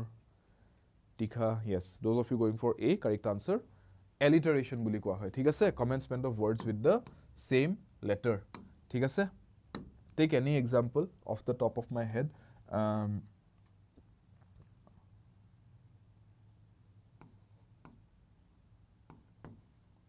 wild winds wild winds বুলি কলো w এটো w alliteration হৈ গল এটো ঠিক আছে দুটা শব্দ দুয়োটাৰ প্ৰথম আখৰটো একেটাই হয় w right so wild winds এটো alliteration আহি যাব clear pun to হৈছে এটা joke এটা dry joke এটা pun oxymoron বুলি যেটা কোৱা হয় এটো হয় এনেকুৱা দুটা শব্দ যোন দুটা contradictory হয়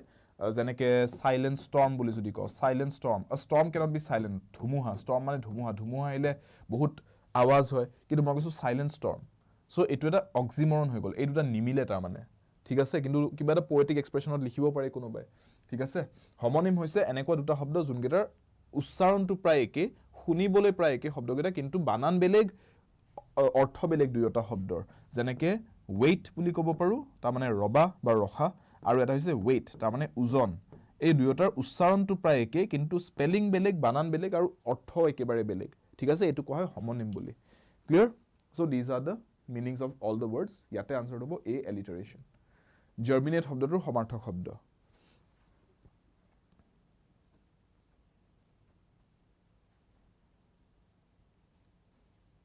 ৰাজদীপে এটা বঢ়িয়া এক্সাম্পল আছে ন এভেঞ্জাৰ্স এসেম্বল এটো এটা বঢ়িয়া এক্সাম্পল alliteration ৰাইট এভেঞ্জাৰ্স এসেম্বল দুয়োটাৰ আৰম্ভণিটো A দিয়ে স্টাৰ্ট হয় choose the correct synonym for the given word সমাৰ্থক শব্দ কি হ'ব germinate শব্দটোৰ বাবে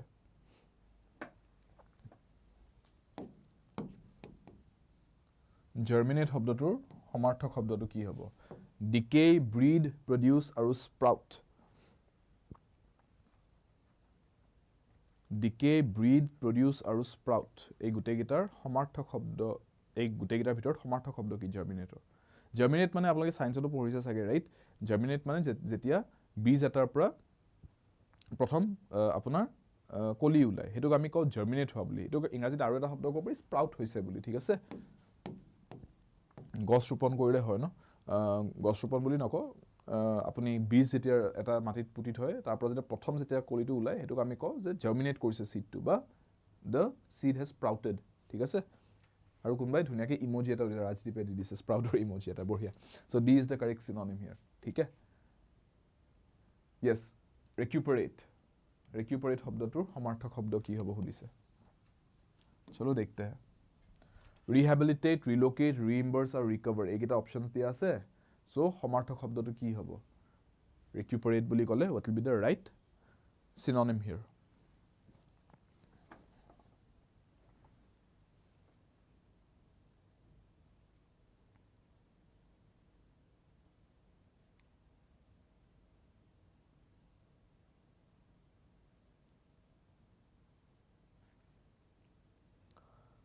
Amit, you are asking A, hobone na hobo. Acha. As I say B, Abhigya going for C, Kalpana going for recover D. Okay. Recuperate kora mane buzilok, zetia dhorilok. Eta example disu. Apnaloke sports party jetia sai, eta bostu mon korise sage football specially basic bikheko dekhabo etu.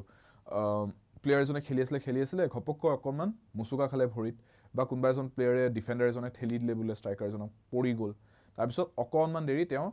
ফিল্ডৰ বাহিৰত গৈ পেলাই side লাইনছতে অলপমান ৰখি পেলাই maybe তাতে আহি পেলাই কোনবা মেডিকেল টিমে আহি পেলাই তেওঁ পেইন কিলাৰ স্প্ৰে কৰি দিলে বা তেওঁ অলপমান গৈ পেলাই ষ্ট্ৰেচিং কৰি ললে অলপমান জগিং কৰি ললে অলপমান ৰিকভাৰ কৰিবলৈ তাৰপিছত আকৌ 1-2 মিনিট পিছত তেওঁ আকৌ ফিল্ডত আহি গল খেলিবলৈ কন্টিনিউ কৰিবলৈ ৰাইট হেতু কি কোৱা হয় তাৰমানে তেওঁ খেলি থাকৰ মাজত হয় অলপ ইনজিয়ৰ্ড হল নহলে তেওঁ ভাগৰ ধৰিলে তেওঁ অকণমান টাইম লৈ ললে ৰিকভাৰ কৰিবলৈ ঠিক আছে Maybe তেওঁ অলপমান ইনজুৰিটোৰ ইন্টেন্সিটিটো কমাবলৈ বা he or she was out of breath অকণমান উখাটো উভতাই আনিবলৈ অলপমান ৰিলেক্স কৰি ল'বলৈ যাতে আকৌ আগবাঢ়ি গৈ খেলিব পাৰে হেতু ৰিকভাৰ কৰিবলৈ তেওঁ অকণমান টাইম লৈ ললে হেতুকে কোৱা হয় ৰিকভাৰ কৰা বা ৰিকুপাৰেট কৰা বুলি ঠিক আছে একেটাই মিনিং দুয়োটাৰ ঠিক আছে তাৰ মানে ইনজুৰি হলে বা টায়াৰ্ড হৈ গলে মানুহজনে যদি অলপমান এটা ব্ৰেক এটা লয় হেই ৰিকভাৰ হ'বলৈ হেতুক ৰিকভাৰ কৰা বুলিও কও আমি হেই ব্ৰেকটো লৈ পেলাই বা ৰিকুপাৰেট কৰিছে বুলিও কও ঠিক আছে so answer is D recover এই ওয়াৰ্ডটো সিম্পল কে মনত ৰাখক ৰিকভাৰ শব্দটোৰ লগত ৰিকুপাৰেট ঠিক আছে মনত থাকিব ন ৰিকুপাৰেট চাৰিটা সিলেবল আছে মনত ৰাখি থাকক ক্লিয়াৰ মিনিংটো হৈছে ৰিকভাৰ কৰা ঠিক আছে নেক্সট আৰু কিছু কোৱেশ্চন চাম এতিয়া The sage said, man proposes and God disposes. Back to back 2 hours of class. Break লাগিব নেকি? এখন প্ৰশ্ন কাকত চালো আমি এতিয়ালৈকে। Next প্ৰশ্ন কাকতখন চাই আছো এতিয়া। Next question paper.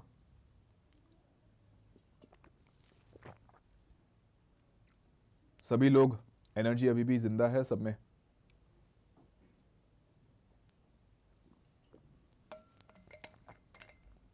আৰু এখন কোৱেশ্চন পেপাৰ সলভ কৰিব আছে ওকে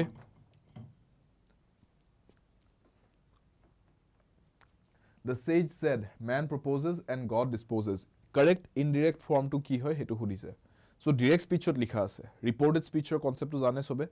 ৰিপোৰ্টেড স্পিচ হৈছে ডাইৰেক্ট স্পিচ আৰু ইনডাইৰেক্ট স্পিচ এই দুটা আমি কনসেপ্ট পাও নেৰেশন বা ৰিপোৰ্টেড স্পিচৰ টপিকটো আন্ডাৰত আৰু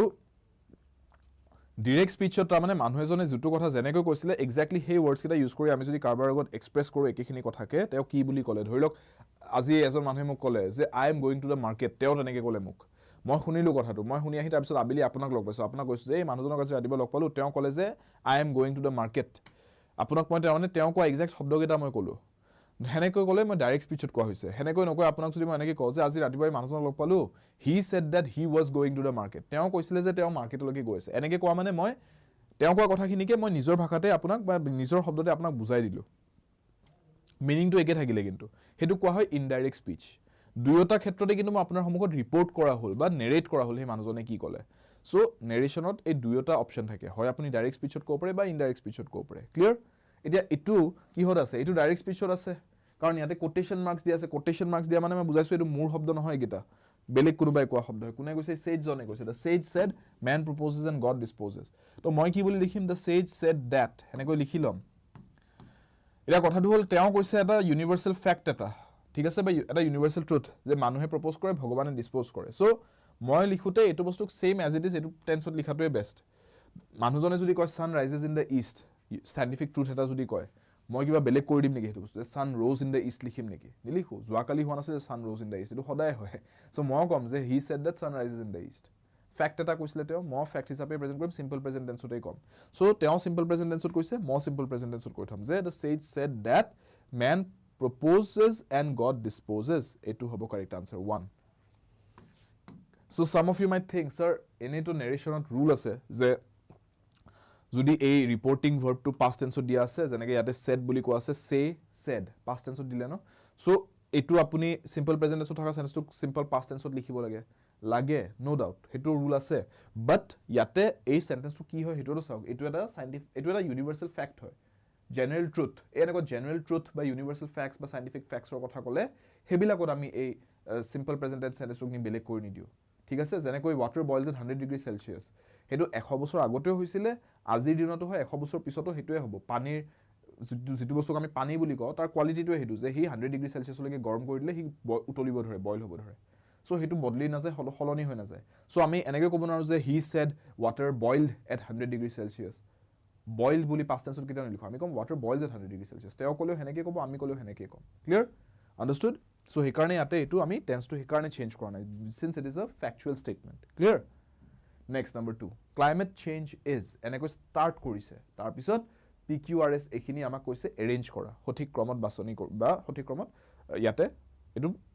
প্ৰেজেন্ট কৰা বুলি কৈছে সো কি বুলি লিখি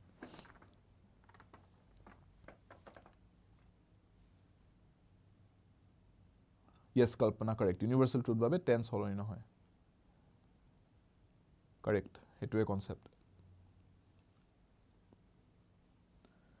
climate change is hekhini starting ta mane starting to tenekoi hobo baki khini PQRS a phrases keta ami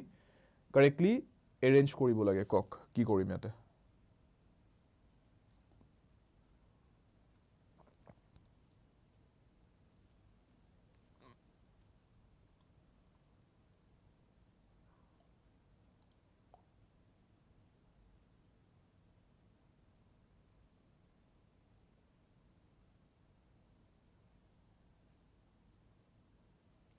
Yes, Swahita. D,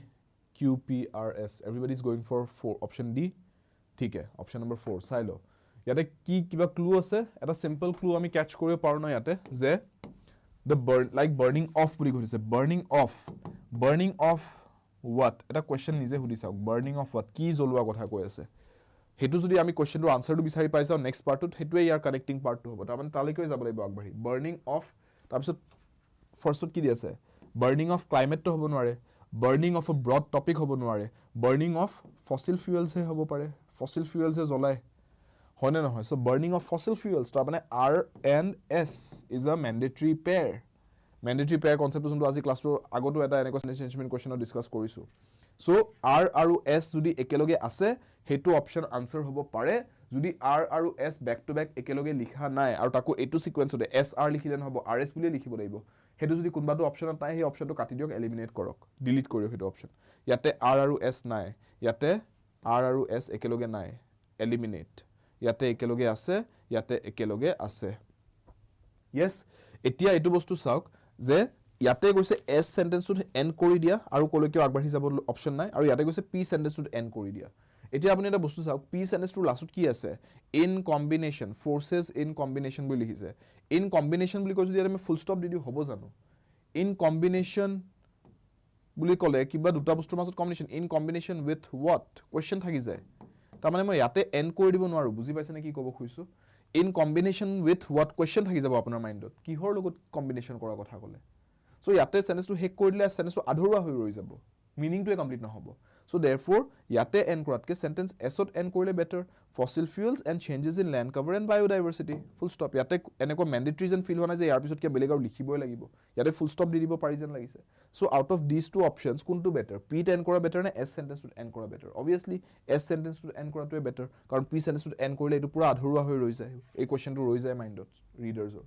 so therefore correct answer is option 4 পঢ়ি চাওক এবাৰ হয়নে নহয় QPRS কে পঢ়ি চাওক সিকোয়েন্সটো climate change is a broad topic that includes periodic alteration in earth's climate caused by natural forces in combination with the effects of various human activities like burning of fossil fuels and changes in land cover and biodiversity বুজি পালে QPRS correct হয় so those of you who went for option 4 very good correct answer clear next however even after independence in 1947, British expatriate firms did not suddenly dash from India. However, even after independence in 1947, British expatriate firms, expatriate mane ki? Expatriate mane ধৰি লওক আপুনি আজি ইন্ডিয়াত আছে ইন্ডিয়াৰ আপুনি এজন নাগৰিক আপুনি ইন্ডিয়াৰ পৰা গৈ পেলাই বেলেগ এখন দেশত গৈ পেলাই আপুনি গৈ কাম কৰা আৰম্ভ কৰিলে তাতে আপুনি এক ধৰণে বাস কৰা আৰম্ভ কৰিলে আপুনি ইণ্ডিয়াৰ পৰা এক্সপেট্ৰিয়েট বুলি কোৱা হ'ব you are an expatriate from India ঠিক আছে ক্লিয়াৰ সো ইয়াতে এটো কৈছে যে ব্ৰিটিছ ৰাজৰ টাইমত ইণ্ডিয়াত বহুতো ব্ৰিটিছ ফাৰ্মছ ব্ৰিটিছ বিজনেছেছ কোম্পানীজ বহুত আহিছিলে ইণ্ডিয়াত তেওঁলোকে ইণ্ডিয়াত সেটেল হৈ লৈছিলে কিন্তু ইন্ডিপেন্ডেন্স পাই যোৱাৰ লগে লগে আমি 1947 চনত আমি ইন্ডিপেন্ডেন্স পোৱাৰ লগে লগে এই গোটেইবোৰ ফাৰ্মছে হিয়তৰ গোটেই বিজনেছ পাতি ৰেপ আপ কৰি ইণ্ডিয়াৰ পৰা হিয়তে গুচি যোৱা নাছিলে কেইবছৰমান আৰু আছিলে ইণ্ডিয়াত লাহে ধীৰে হিয়তে ইণ্ডিয়াত যিমানখিনি ইনভেষ্ট কৰিছিলে সেইখিনি লাহে ধীৰে ইয়াৰ পৰা উলিয়াই লৈ গৈছিলে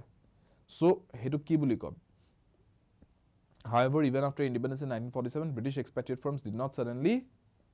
क्या बोलेंगे यहाँ पे? Did not suddenly divest. Yes, investor opposite to लिखिब लागिब.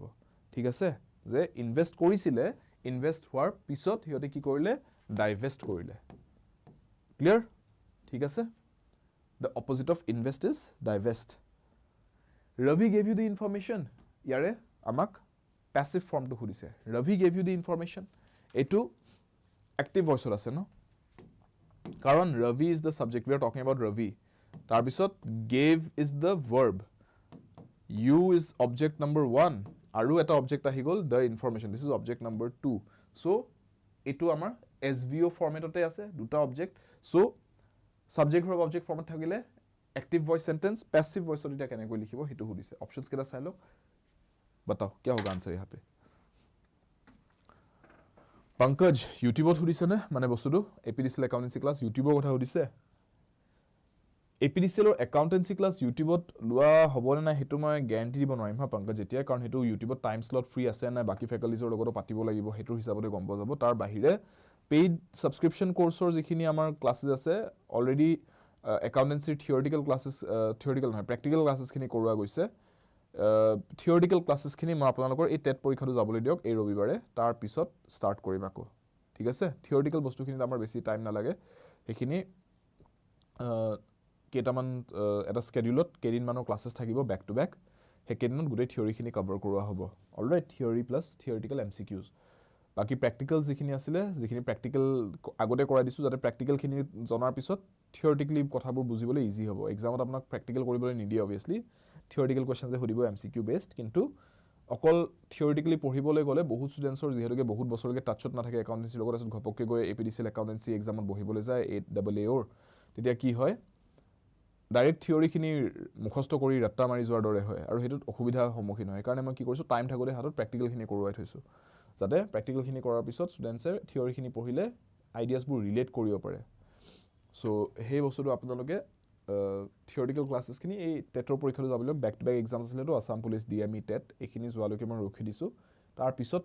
আকৌ এপিডিসিএল একাউন্টেন্সি থিওৰি খিনি ফোকাস কৰিম স্টেপ বাই স্টেপ যাম নহলে এবাৰতে বহুতখিনি বস্তু হাতত লৈ ললে কোৱালিটি প্ৰভাইড কৰিব নোৱাৰি সো হেতু কাৰণে যাতে কোৱালিটি হয় যিখিনি কাম কৰা যায় হেতু কাৰণে স্টেপ বাই স্টেপ গৈ থকা হৈছে Ravi gave you the information so আমি এনেকৈ সুধিব পাৰো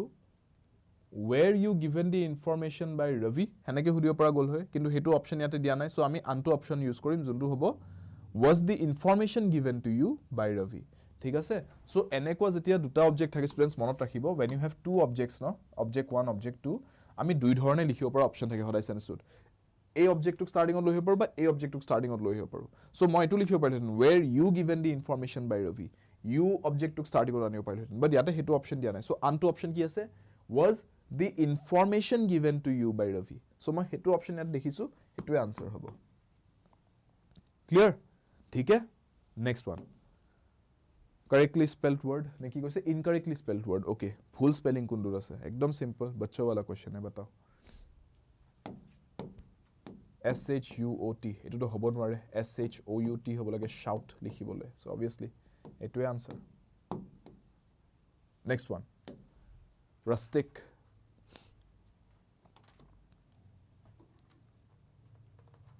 rustic শব্দটোৰ কি লাগে বিপৰীতাৰ্থ শব্দ লাগে ওকে আকৌ এবাৰ কৈ দিছো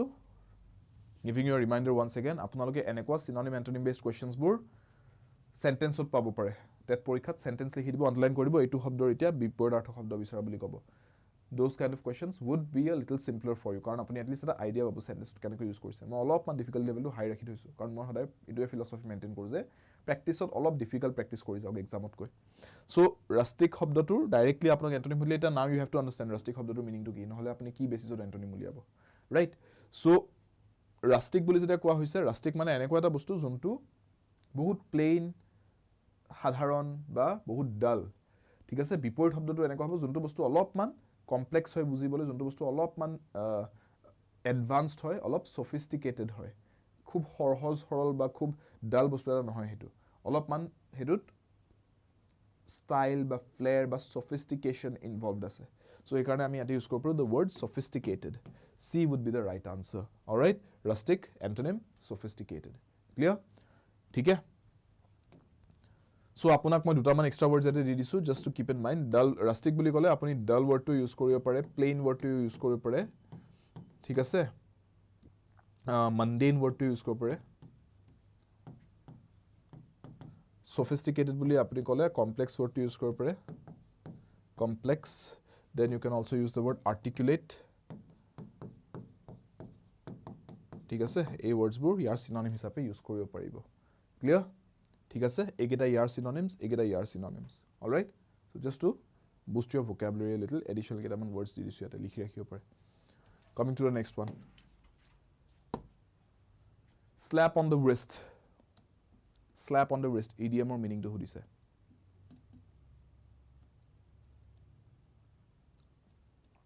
simple হয় কি হয় meaning to slap on the wrist বুলি যেটা কোৱা হয় that means আপুনি কিবা এটা ভুল কৰিছে আপোনাক পানিশমেন্ট দিছে বলে আৰু পানিশমেন্টটো আপোনাক বহুত ডাঙৰ পানিশমেন্ট দিব পাৰে যে গোটেই ফিল্ডখনৰ 10টা চক্কৰ লগোৱা ঠিক আছে কিন্তু হেতু নকৰি পেলাই আপোনাক নে হাতত এক কোপ দিলে হেতু কি উৎপাত কৰিছ তই স্কুলত হেনেকা কৰিছিলে ন টিচাৰ্স বিলাকে এডল স্কেল লৈ পেলাই হাতত নেকে এক কোপ দিছিলে এন্ড ডান হৈ গল পানিশমেন্ট পাই গলি তই হেতু এটা সৰু হুৰা পানিশমেন্ট আপোনাক গোটেই দিনটো গৈ পেলাই ৰদত থিয় হৈ থাকিবলৈ দিয়া নাই আপোনাক গৈ পেলাই গোটেই ফিল্ডখনৰ 10 চক্কৰ লগাব দিয়া নাই সৰু হুৰা পানিশমেন্ট হেতু কোৱা হয় slap on the wrist বুলি so when you are given a mild punishment ঠিক আছে হেতু কোৱা হ'ব mild মানে খুব ক্ষুদ্ৰ এটা সৰু হুৰা পানিশমেন্ট ঠিক আছে হেতু কোৱা হ'ব slap on the wrist বুলি clear apologetic শব্দটোৰ সমাৰ্থক শব্দ apologetic we need the synonym all right apologetic বুলি ক'লে সমাৰ্থক শব্দ কি হ'ব derisive contrive stagnant আৰু solid what will be the right answer here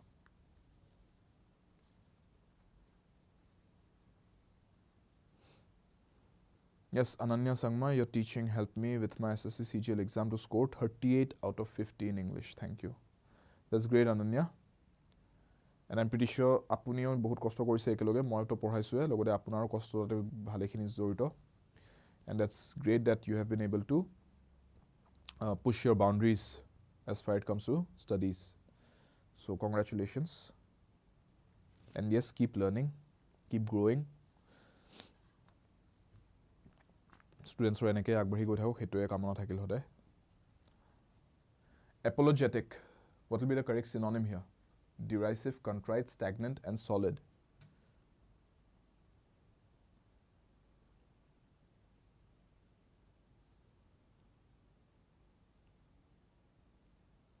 also Ananya I wish you all the very best for your upcoming journey do your best practice with focus, work with focus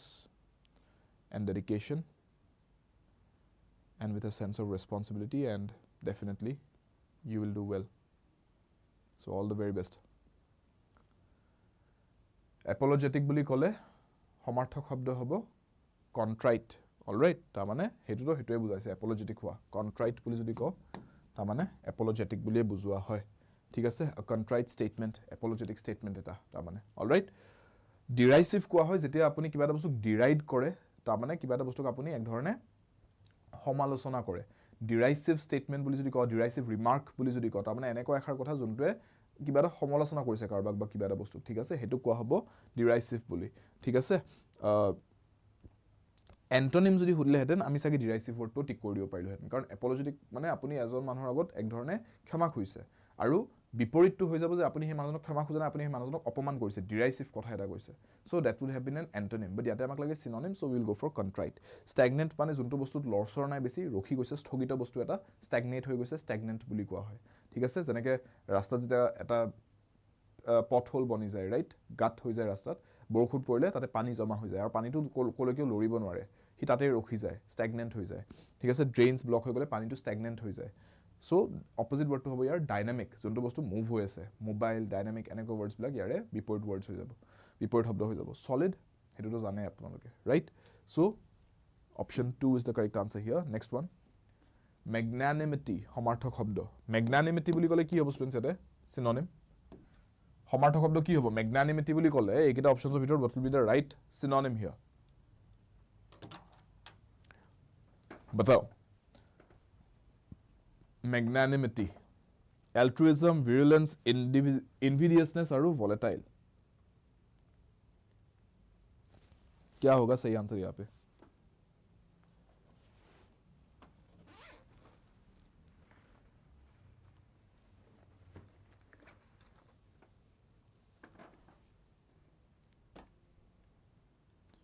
Yes, Kalpana has come up with an answer. Rest of you?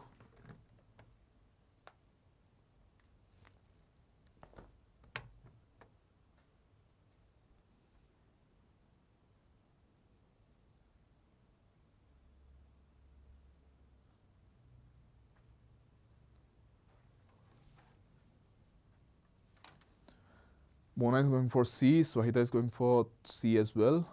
All right. Yes, Priya. Tikha is going for 1. All right. So magnanimity বুলি যেতিয়া কোৱা হয়, it means বা synonym যদি ক'বলৈ যাওঁ, meaning বুলি নকওঁ, synonym altruism হ'ব, হা? And see, altruism,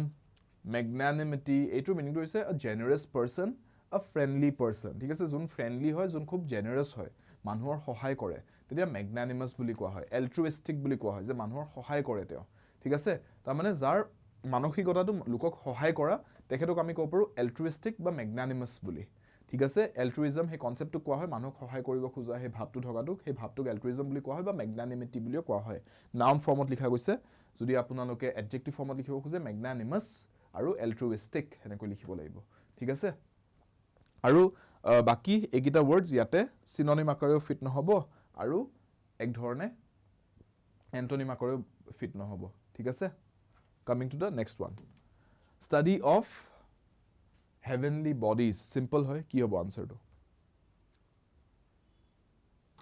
য়েছ, পৰোপকাৰী বুলি ক'ব পাৰে নেকি? Correct. Study of heavenly bodies, numerology, astronomy, astrology আৰু ষ্টাৰ গেজিং, কোনটো কাৰেক্ট? চাওক, ষ্টাডি অফ হেভেনলি বডিজ বুলি কৈছে, হা, এনেকৈ কোৱা নাই study of heavenly bodies to decipher what lies ahead or to study fate, সেইবিলাক কোৱা নাই। ঠিক আছে, ভাগ্যৰ এটা ষ্টাডি কৰিবলৈ হেভেনলি বডিজৰ ষ্টাডি কৰিছে, সেনেকৈ লিখা নাই ইয়াতে কথাষাৰ। ইয়াতে ডাইৰেক্টলি কৈছে যে হেভেনলি বডিজ, তাৰমানে ষ্টাৰ্ছ, প্লেনেটছ, এষ্ট্ৰইডছ, কমেটছ, এইবিলাক ষ্টাডি কৰাৰ কথা কৈছে। চ' এইটো কি বুলি কোৱা হ'ব?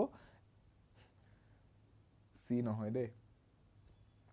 এষ্ট্ৰলজি আৰু এষ্ট্ৰনমিৰ মাজত ডিফাৰেঞ্চটো বুজক, নহ'লে সেই এটা মিম এটা আছে, সেইটো হৈ যাব। কিবা এখন সেই US নে ক'ৰবাৰ ডেটিং শ্ব' এখনত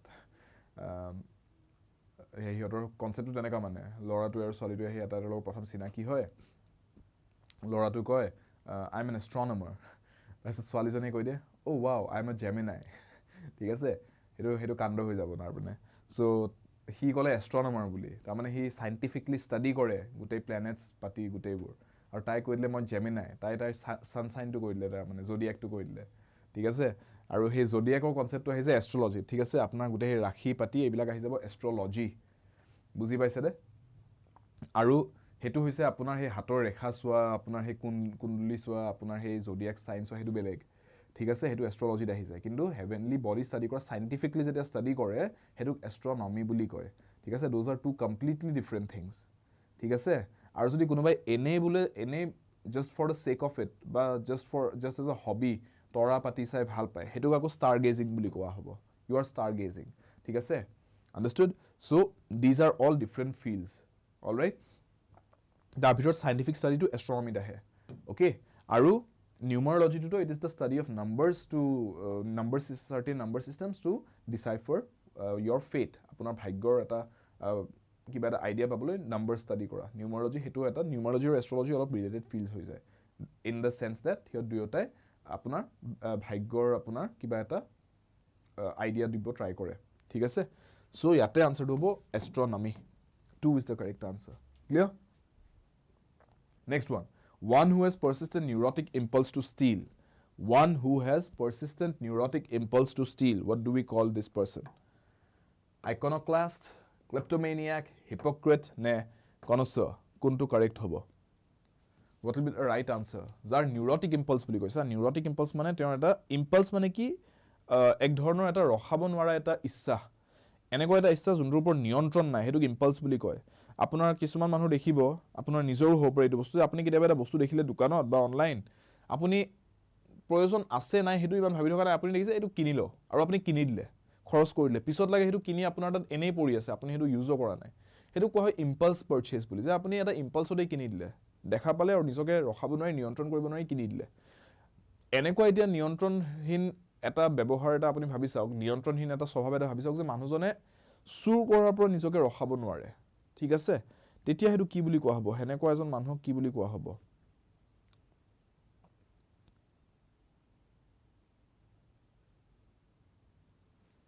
correct answer will be yes kleptomaniac জনে কৈছে correct এটো word I think এতিয়ালৈকে আপোনালোকে জানে ক্লাसेস কৰাই আহিছো এটো word ডিসকাস কৰিছো কেইবাবাৰ iconoclast কাক কয় তেনেহলে বাকি কিটা word চাইলো iconoclast কোৱা হয় এনেকুৱা এজন মানুহ যোনে established beliefs কিছুমানক attack কৰে ঠিক আছে ধৰিলক ধাৰ্মিক কিছুমান বিশ্বাস আছে মানুহৰ যোনটো বহুত বছৰ বছৰ হৈছে তেওঁ বলে হেতুক বলে attack কৰিছে যে না আপোনালোকে এটো কেনেকৈ মানিব পাৰে এটো ভুল হেতু iconoclast বুলি কোৱা হয় তেনেকুৱা মানুহ এজনক someone who challenges or attacks established belief systems all right hypocrite হেজন মানুহ কোৱা হয় যোনে যোনটো কয় তাৰে বিপৰীতটো কৰি থকা দেখা পোৱা যায় ঠিক আছে hypocrite বুলি কয় তেনেকা মানুহক ঠিক আছে so and these are very dangerous people na hypocrite মানুহবিলাক আপোনাক গণ্ডগোল লগাই দিব উল্টা উল্টা কথা কৈ পেলাই so hypocrite মানুহবিলাকৰ পৰা বাচি থাকিব তে কব এটা কৰিব উল্টা এটা ঠিক আছে কব যে মই ষ্টুডেন্টৰ ভালৰ কাৰণে বহুত কিবা কৰিব খুজু কিবা কিবি মই এইবিলাক হেবিলাক ষ্টুডেন্টছৰ কাৰণে মই জান দি দিম প্ৰাণ দি দিম কিন্তু তাৰ পিছত ষ্টুডেন্টছক পঢ়াবলৈ যেতিয়া ক্লাছত আহিব তাৰ পিছত বহি পেলাই তেওঁ নাটক গান কৰি থাকিব নিজৰ অসভ্য অশ্লীল কাম কিছুমান কৰি থাকিব হেনেকা মানুহবিলাক তাৰ মানে কয় এটা কৰে এটা এনে এটা এক্সাম্পল সো hypocrite ঠিক আছে আৰু connoisseur বুলি ক'লে কি হ'ব connoisseur মানে এনেকুৱা এজন মানুহ যোনে এটা পাৰ্টিকুলাৰ ফিল্ডত এটা এক্সপাৰ্টিজ ৰাখি থৈছে তেওঁ এটা পাৰ্টিকুলাৰ ফিল্ডত তেওঁৰ এক্সপাৰ্টিজ আছে তেওঁৰ প্যাশনো আছে হেতু ফিল্ডত ধৰিলক আৰ্ট তেওঁ আৰ্টৰ বিষয়ে বহুতখিনি জানে আৰু তেওঁ নতুন নতুন বিধৰ আৰ্ট কি আহিছে কোনে কি বনাইছে হেতুৰ বিষয়ে তেওঁ আইডিয়াও ৰাখি থৈছে আৰু নলেজ আছে তেওঁক আপুনি যদি আৰ্টৰ বিষয়ে কিবা সুধে তেওঁ বহুতখিনি আপোনাক ইনফৰমেশন দিব পাৰিব তেনেকুৱা মানুহ connoisseur বুলি কোৱা হয় ঠিক আছে clear so these are all the words yate answer to hobo neurotic impulse to steal kleptomaniac clear one who hates institution of marriage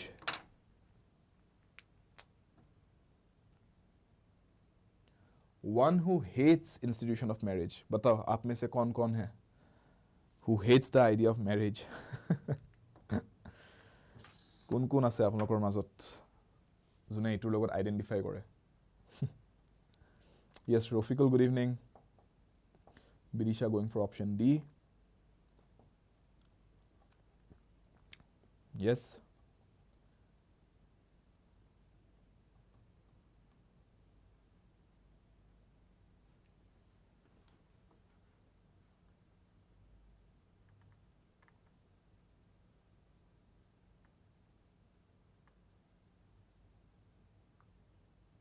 Nikki yes chori karne ki bimari kleptomaniac correct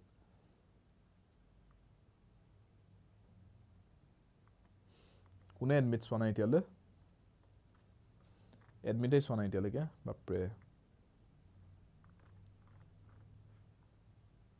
mah life mah rules neki baru mukti acha borhia Misogamy, yes. Those of you going for misogamist, correct answer. D is the right answer here. One who hates the institution of marriage. ठीक है से? C. MIS miss a word to or certain other prefixes like ill, tarpisot, this, dis, this, right? Ebur ba male, mal, male, এইবোৰ প্ৰিফিক্সেছ আমাৰ generally negative কনটেক্সটত use কৰা হয় ঠিক আছে কিবা এটা নেগেটিভ কনটেক্সট বুজাবলৈ এটা গ্যামি ৱৰ্ডটো আহে ম্যাৰেজৰ লগত ঠিক আছে GAMY এই ৱৰ্ডটো আহে ম্যাৰেজৰ লগত এই ৰুট ৱৰ্ডটো এতিয়া মিসোগামি বুলি যেটা কৈ দিও তাৰ মানে এই ম্যাৰেজৰ কনসেপ্টটো জনে বেয়া পায় someone who hates the institution or idea or concept of marriage so misogamist বুলি কোৱা হ'ব d is the 4 is the right answer here ঠিক আছে clear a man may die nations may rise and fall but an idea lived on ইয়াতে এই পাৰ্টটো চাব এটো আন্ডাৰলাইনড আছে ঠিক আছে এটো হাইলাইট কৰিছো মই আপোনাক and the question is যে এই lived on বুলি কোৱাটো আন্ডাৰলাইন কৰি দিয়া হৈছে হেতু একো ইমপ্ৰুভমেন্ট নালাগে যদি ঠিকই আছে আপুনি অপচন 4 বুলি কক যদি কিবা ইমপ্ৰুভমেন্ট লগা আছে 1 2 3 ভিতৰত কোনটো কাৰেক্ট হ'ব আপুনি সিলেক্ট কৰি দিয়ক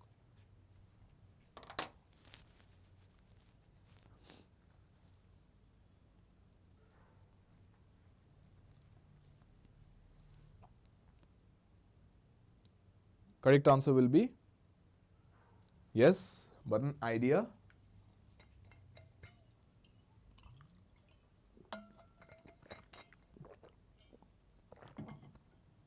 lives on yes why because etu statement eta fact hisabe kobo try korise thik ase je manu mori jabo pare dekh ekukhon প্ৰগতিৰ পিনেও আগবাঢ়িব পাৰে ধ্বংসও হৈ যাব পাৰে কিন্তু এটা আইডিয়া এটা কনসেপ্ট এটা নোশন এটা আইডিয়া ই কিন্তু সদায় জিয়াই থাকিব ইয়াৰ মৃত্যু নাই ঠিক আছে সেই কথাটো কৈছে সো এটো এনেকুৱা এটা বস্তু নহয় যোনটো আগতে হৈছিলে বা পিছলৈকেহে হ'ব এটো সদায় এনেকে চলি আহা বুলি ক'ব খুজিছে যে এটো এনেকেই হয় ইটস আ ফ্যাক্ট যে people will die nations will rise and fall but ideas live on কিন্তু ইয়াতে যেটো সিঙ্গুলার কৈছে an idea আমি লিখিব লাগিব lives on ঠিক আছে সো আমি লিখিম an idea lives on মানে হি জিয়াই গৈ থাকিব তাৰ মৃত্যু নাই সো এই বস্তুটো option 3 lives on say for example এটো আপুনি ভাবি চাওক the concept of non violence no Mahatma গান্ধীয়ে যোনটো আমাক এটা ডাঙৰ অবদান যে নন ভায়োলেন্সৰ কনসেপ্টটো সো আপুনি ভাবি চাওক মহাত্মা গান্ধী আজিৰ দিনত নাই আমাৰ কান্ট্ৰিজ বোৰ যোনটো আজিৰ যোনটো সেটআপত আছে বহুত বছৰ পিছত হাজাৰ হাজাৰ বছৰ পিছত বলে কান্ট্ৰিজ বিলাকৰ চেহেৰাই বদলি গল বলে বাউন্ডাৰিজ ইফালিফাল হৈ গল মানুহবোৰ ইফালিফাল হৈ গল হেনেকুৱা হৈ যাব পাৰে কিন্তু এই যোনটো এটা আইডিয়া দি থৈ গল আমাক নন ভায়োলেন্স বুলি হেতু কিন্তু বহুত বছৰ পিছতো হাজাৰ হাজাৰ বছৰ পিছতো সেই আইডিয়াটো কিন্তু থাকি যাব মানুহৰ মাজত নন ভায়োলেন্স যে কিয় কাজিয়া পেছাল কৰিবলৈ যাও শান্তিত থাকিম সবে এই আইডিয়াটো কিন্তু জিয়াই থাকিব বুজি পাইছে না আইডিয়াটো কিমান দূৰ ইমপ্লিমেন্ট হৈ পিছৰ কথা কিন্তু আইডিয়াটো মৰি না যায় billions of people মাজত 10 জন মানুহ হলেও উলাব জনে বিশ্বাস কৰিব এই আইডিয়াটো ৰাইট সো সেই কথাটো কোৱা হৈছে যে an idea lives on হেতুকে আমি সিম্পল প্ৰেজেন্ট টেন্সত লিখিম কিয় কাৰণ it's a fact factual statements হলে সিম্পল প্ৰেজেন্ট টেন্সত লিখা যায় body and soul এই ইডিয়মটো মিনিংটো কি life and death happiness and sorrow wholly and entirely to solve a difficulty কোনটো correct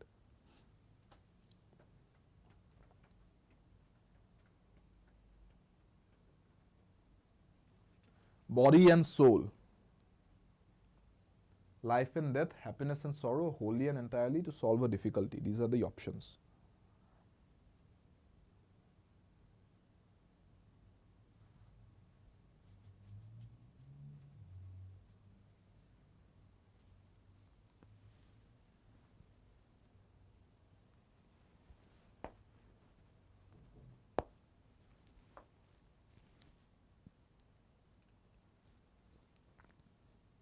correct answer will be yes option 3 ba option C junto hoy body and soul that is wholly and entirely ta mane সম্পূৰ্ণ ভাবে body and soul say for example I have given my body and soul to prepare for this exam ta mane মই জিমান ঢালিব পাৰিছিলো কষ্ট জিমান ঢালিব পৰা মোৰ সম্ভৱ আছিল মই গুটেইখিনিয়ে পৰীক্ষাটোৰ প্ৰিপাৰেচন ঢালি দিছো ঠিক আছে I have dedicated myself wholly and entirely to the preparation of this exam I have put my body and soul into the preparation for this exam heneke ko pora jay clear understood simple hoy next edu saugitia yate moi je koisilu je aji ami enekwa question sam jot eku opening closing statement apunak di thua nai apuni opening closing statement mandatory pair sob bisari uliai answer to uliabo laibo je correct arrangement to ki ei question to hetu bidhor yate apuna koise je yate correct sequence to uliaok sentences keta correct arrangement to uliaok aru yate apuna kono dhonor opening ba closing statement di dia nai pqrs buli side statement dise side ke apuni yate সঠিক ক্ৰমত এক ধৰণে establish কৰিব লাগিব so what will be the correct answer here what will be the correct answer here batao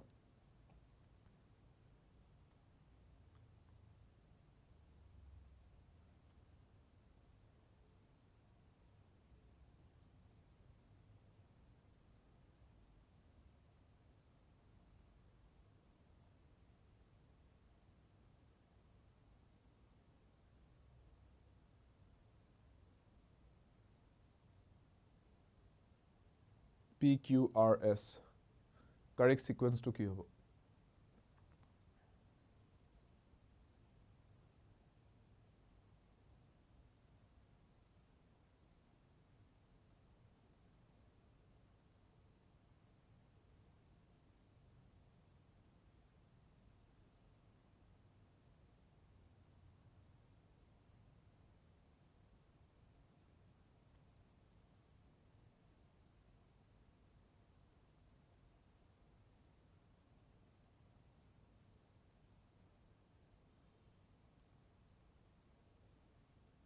একদম simple হয় ঠিক আছে there's no confusion here it's very simple যদি আপোনালোকে just simple এটা ক্লু এটা ক্যাচ কৰে সেইকাৰণে কৈছো ক্লু ক্যাচ কৰিবলৈ অলপমান ফোকাস কৰক যে Ghana comma Jamaica comma India and the ইয়াতে ৰখি গলে সেন্টেন্সটো যেতিয়া এনেকুৱা লিস্টস দেখা পাব স্টুডেন্টস কোৱেশ্চনত এনেকুৱা ৰিএৰেঞ্জমেন্টৰ কোৱেশ্চনত যেতিয়া লিস্টস দেখা পাব লিস্ট মানে যেতিয়া আপোনাক এনে কমা কমা দি লিখি গৈ আছে বলে কিবা লিখিছে কমা দি পেলাই এনেকৈ লিস্ট এখন বনাইছে ঠিক আছে লিস্ট বুজি পাইছে তো সিম্পল এনেকুৱা ঘানা জামাইকা ইন্ডিয়া লিস্ট এখন বনাই গৈ আছে কান্ট্ৰিজৰ নামৰ আপুনি এটা বস্তু চাওক এই লিষ্টখন কমপ্লিট হ'বলে and the আৰু এখন কান্ট্ৰিৰ নাম দিব লাগিব and বুলি আৰু এখন কান্ট্ৰিৰ নাম লিখিব খুজিছে তাৰ মানে ইয়াৰ পিছত এটা কান্ট্ৰিৰ নাম এখন কান্ট্ৰিৰ নাম আহিব লাগে ইয়াতে ফিলিপিনছ লিখা আছে নাই and the Philippines লিখিব পাৰোনে নাই তাৰ মানে Ghana Jamaica India and the Philippines হেতুৱেটো ম্যান্ডেটৰী পেয়াৰ ওলাই গল নে নাই তাৰ মানে সেন্টেন্স কিউ আৰু সেন্টেন্স এস এই দুটা ম্যান্ডেটৰী পেয়াৰ হয় নে নাই ব্যাক টু ব্যাক লিখিব লাগিব নে নাই ইয়াতে কিউএস আছে ইয়াতে নাই তাৰ মানে এটো ভুল ইয়াতে এস কিউ উলুটা হৈছে ইয়াতে ভুল ইয়াতে এস কিউ উলুটা হৈছে দিস ইজ ৰং তাৰ মানে তিনটা অপচন কাটা গলে এটোৱে থাকি গল তাৰ মানে এটোৱে আনসাৰ আৰুনো কি বেলেগ ইয়াতে বিচাৰিব লগিয়া আছে এক্সাম যদি দৌৰাদৌৰি লাগিছে তথাপি মই এটো সলভ কৰি গুছি আহিব এনেকৈ কেই সেকেন্ড লাগিব এটো বিচাৰি উলিয়াওতে এখন লিষ্ট দেখা পাইছো লগালগ চকু যাব লাগে যে এই লিষ্টখন কোড কমপ্লিট হৈছে দেখা পাইছো যে ইয়াতে আধাতে ৰখি গল তাৰ মানে এখন কমপ্লিট কৰিব কান্ট্ৰিজৰ নাম কান্ট্ৰিৰ নাম বেলেগ আৰু কোড আছে ইয়াত আছে কিউ আৰু এস ম্যান্ডেটৰী পেয়াৰ ইয়াতে আছে অকল এটোৱে answer got it as simple as that clear so পঢ়ি চাওক এবাৰ in former colonies such as Ghana, Jamaica, India and the Philippines the basic welfare services grew out of modified versions of the European poor laws charitable and missionary activities and the introduction of western juvenile justice procedures বুজি পালে understood clear so therefore that is the correct answer ঠিক কেইটামান questions মই আপোনালোকৰ লগত vocabulary discuss কৰি ল'ব খুজিছো quickly let's see the answers of these antonym for the word deviant antonym for the word deviant if I say deviant what is the correct opposite meaning word edut careful hobo jehetu ke ami antonym koisu no gondogol to edut lagibo pare je apunaloke synonym akare bhabi thakibo pare bostu whereas we need antonym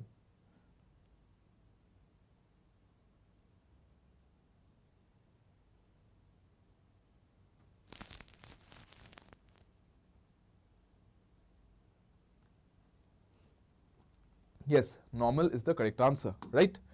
sauk বিপৰীত শব্দ বুলি কৈছে deviant শব্দটোৰ কাৰণে correct answer কি হ'ব যে আমাক লাগে the word normal কাৰণ normal trajectory যদি এটো হয় আৰু তাৰ পৰা যদি কোনবা deviate হৈ গৈছে তাৰমানে আমি বুজাইছো হি normal trajectoryৰ পৰা আতৰি গৈছে এটা বেলেগ directionত গুছি গৈছে if this was the normal route this is the deviation এপিনে deviate হৈ গল একাৰণে আপোনালোকে mathsত standard deviation পাতি বিচাৰে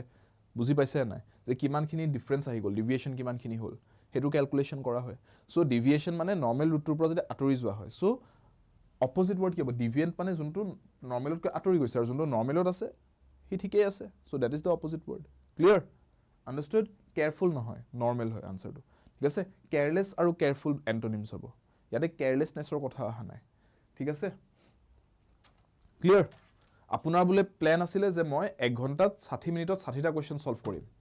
আপুনি বোলে প্ৰেক্টিছ কৰি থাকোঁতে তাৰমানে আপুনি কি বিচাৰিছে তাৰমানে 1 মিনিটত এটা আনসাৰ সলভ হ'ব লাগে 20 মিনিট আহি পোৱাৰ পিছত আপুনি দেখিছে 20 মিনিট পাৰ হৈ গ'ল আপুনি সলভ কৰিছে 15টা কোৱেশ্চন আপোনাৰ ডিভিয়েশন কিমান হৈছে তাৰমানে 5টা কোৱেশ্চনৰ ডিভিয়েশন হৈ আছে প্ল্যানটোতকৈ কাৰণ প্ল্যানটোত আছিলে প্ৰত্যেক মিনিটত এটা কোৱেশ্চন সলভ কৰিম 60 মিনিটত 60টা কোৱেশ্চন সলভ কৰিম কিন্তু 20 মিনিটত আহি পাই দেখিছো 20 মিনিট পাৰ হৈছে কিন্তু কোৱেশ্চন মোৰ সলভ হৈছে 15টা ডিভিয়েশনটো 5টা কোৱেশ্চনৰ 40 মিনিটত আহি পাই দেখিছে আৰু 5টা কোৱেশ্চন এক্সট্ৰা আপুনি পিছুৱাই পৰিছে 40 মিনিটত আপোনাৰ 30টা কোৱেশ্চন সলভ হৈছে তাৰমানে আপুনি গম পাইছে যে এতিয়া মোৰ ডিভিয়েশনটো 10টা কোৱেশ্চনৰ ডিভিয়েশন হৈ গৈছে কাৰণ মোৰ প্ল্যানটো আছিল 40 মিনিটত 40টা কোৱেশ্চন হ'ব 60 মিনিটত 60টা কোৱেশ্চন হ'ব কিন্তু মই 40 মিনিটত দেখিছো যে 30টা কোৱেশ্চন হে কমপ্লিট কৰিব পাৰিছো তাৰমানে মোৰ ডিভিয়েশন হৈছে 10টা কোৱেশ্চনৰ হেতু কোৱা হয় ডিভিয়েশন যে প্ল্যানটো কি আছিল আৰু একচুয়ালিটিত কি হৈছে যদি ডিফাৰেন্স হৈছে এই ডিফাৰেন্সটো ডিভিয়েট কৰা বুলি কয় আৰু যোনটো আপোনাৰ অৰিজিনেল প্ল্যান আছিল হেতু আপোনাৰ নৰ্মেল প্ল্যানটো আছিল হেকাৰণে নৰ্মেল আৰু ডিভিয়েশন বা ডিভিয়েন্ট এই দুটা বিপৰীত শব্দ বুজি পাইছে এবাৰেন্ট ওয়াৰ্ডটো ইউজ কৰিব পাৰে মুক্তি এভৰেন্ট বুলিও লিখিব পাৰি ঠিক আছে ক্লিয়াৰ ডাস্টাৰ্ডলি সমাৰ্থক শব্দ বহুতে কাৱাৰ্ডলি কৈ আছে বাট ইয়াতে এটা বেটাৰ ওয়াৰ্ড আছে হা যদি নাথাকিলেহেঁতেন তেতিয়া চাগে মই কাৱাৰ্ডলি কলোৱেহেঁতেন বাট ইয়াতে এই ডিভাষ্টেটিং ওয়াৰ্ডটো আছে ডাস্টাৰ্ডলি বুলি যেতিয়া কোৱা হয় এনেকুৱা এটা একচন যোনটো জানি বুজি কৰা হৈছে আৰু বহুত বেছি ক্ষয় ক্ষতি বা মানুহৰ লোকচান হোৱাকৈ কৰা হৈছে কিবা এটা কাম আ ডাস্টাৰ্ডলি এক্ট ঠিক আছে the terrorist a dastardly terrorist attack তাৰমানে এনেকুৱা এটা টেৰৰিষ্ট এটাক যদি জানি বুজি কৰা হৈছে obviously টেৰৰিষ্ট এটাক যেটো আৰু লগতে ডিভাষ্টেটিং হৈছে বস্তু বহুত ক্ষয় ক্ষতি কৰিছে মানুহৰ হেতু কোৱা হয় dastardly বুলি ঠিক আছে so devastating would be the right synonym here clear next বিপৰীত শব্দ dormant শব্দটোৰ বাবে dormant dormant বুলি ক'লে সিম্পল হয় কি হ'ব বিপৰীত শব্দটো সিম্পল কৈ দিয়ক আনসাৰ কি আমি dormant বুলি কওঁ যেতিয়া বস্তু এটা inactive হৈ থাকে সো বিপৰীত শব্দ কি হ'ব লাগে opposite word will be active ঠিক আছে dormant মানে যোনটো বস্তু কোনো ধৰণৰ তাতে ক্ৰিয়া চলি থকা নাই ঠিক আছে কিন্তু যেতিয়া বস্তুটো সক্ৰিয় হৈ যায় তেতিয়া আমি হেতুক active বুলি কওঁ ঠিক আছে তেতিয়া আমি বিপৰীত শব্দ বুজো ভলকেনো এটা যেতিয়া হি লাভা ইৰাপ্ট কৰি থাকে তাক এক্টিভ বুলি কওঁ কিন্তু যেতিয়া তাতে একো কোনো ধৰণৰ লাভাৰ এক্টিভিটি নাই তেতিয়া আমি তাক ডৰমেন্ট ভলকেনো বুলি কওঁ ঠিক আছে ক্লিয়াৰ নেক্সট ওয়ান সমাৰ্থক শব্দ for the word flaunt f l a u n t flaunt flaunt কৰা মানে শো অফ কৰা ৰাইট হয় নহয় এক ধৰণে প্ৰদৰ্শন কৰা ফ্লন্ট কৰা যাতে মানুহে দেখক ৰাইট হেতুক ফ্লন্ট কৰা বুলি কয় নতুন কিবা এজোৰ কাপোৰ কিনিছে আপুনি বিচাৰিছে মানুহে আপোনাক হেজোৰ কাপোৰত দেখক আপুনি পিন্ধি উলাই গৈছে ঠিক আছে হেতু কোৱা হৈছে ফ্লন্ট কৰা বুলি ঠিক আছে you want যে people see it ঠিক আছে হেতু কোৱা হয় ফ্লন্ট কৰা সো আমাক লাগে সমাৰ্থক শব্দ সো কনসিল নহব বুজি পাইছে মিডলিন কনসিল নহব ইয়াতে কি কৈছে সিনোনিম বি কেয়াৰফুল কোৱেশ্চন হেকাৰণে ক সদায় পঢ়ক ইয়াতে সমাৰ্থক শব্দ কৈছে বিপৰীতাৰ্থক শব্দ কোৱা নাই সো therefore flaunt ভুলটো বুজি পাইছে কোড হয় যেতিয়া এন্টোনিম সলভ কৰি গৈছে ঘপককে এটা সিনোনিমৰ কোৱেশ্চন আহি গল মাজত বা synonym K back to back solve কৰি গৈছে ঘপককে এটা এন্টোনিমৰ কোৱেশ্চন আহি গল মাজত তাতে গণ্ডগোলটো লাগে সো here see flaunt কৰা মানে শো কৰা শো অফ কৰা এক ধৰণে সো পেৰেড কৰাটো সিনোনিম হৈ যাব ৰাইট পেৰেড কৰিছে বস্তুটো তাৰমানে আপুনি পেৰেডত কি কৰে when you are parading something সবে দেখা কৈ তাৰমানে হেতু বস্তুক ৰাস্তাত লৈ গৈছে পেৰেড কৰোৱা বুলি কোৱা ৰিপাব্লিক ডে পেৰেড যে হয় সবে দেখা কৈ লৈ যায় নাই আমাৰ কালচাৰেল ৰিপ্ৰেজেন্টেশনছ বোৰ আৰু আমাৰ ডিফেন্স আৰ্সেনালছ বোৰ পেৰেড কৰায় যাতে সবে দেখিবলৈ পায় হেতু ইয়াৰ লগত মিলে মিনিংটো সবে দেখা কৈ শো কৰা কৈ বিপৰীত শব্দটো হ'ব কনসিল যদি এন্টোনিম হদিলে হেতেন yes তেতিয়া আমি কলো হেতেন কনসিল বুলি কনসিল কৰা মানে লুকুৱা ক্লিয়াৰ next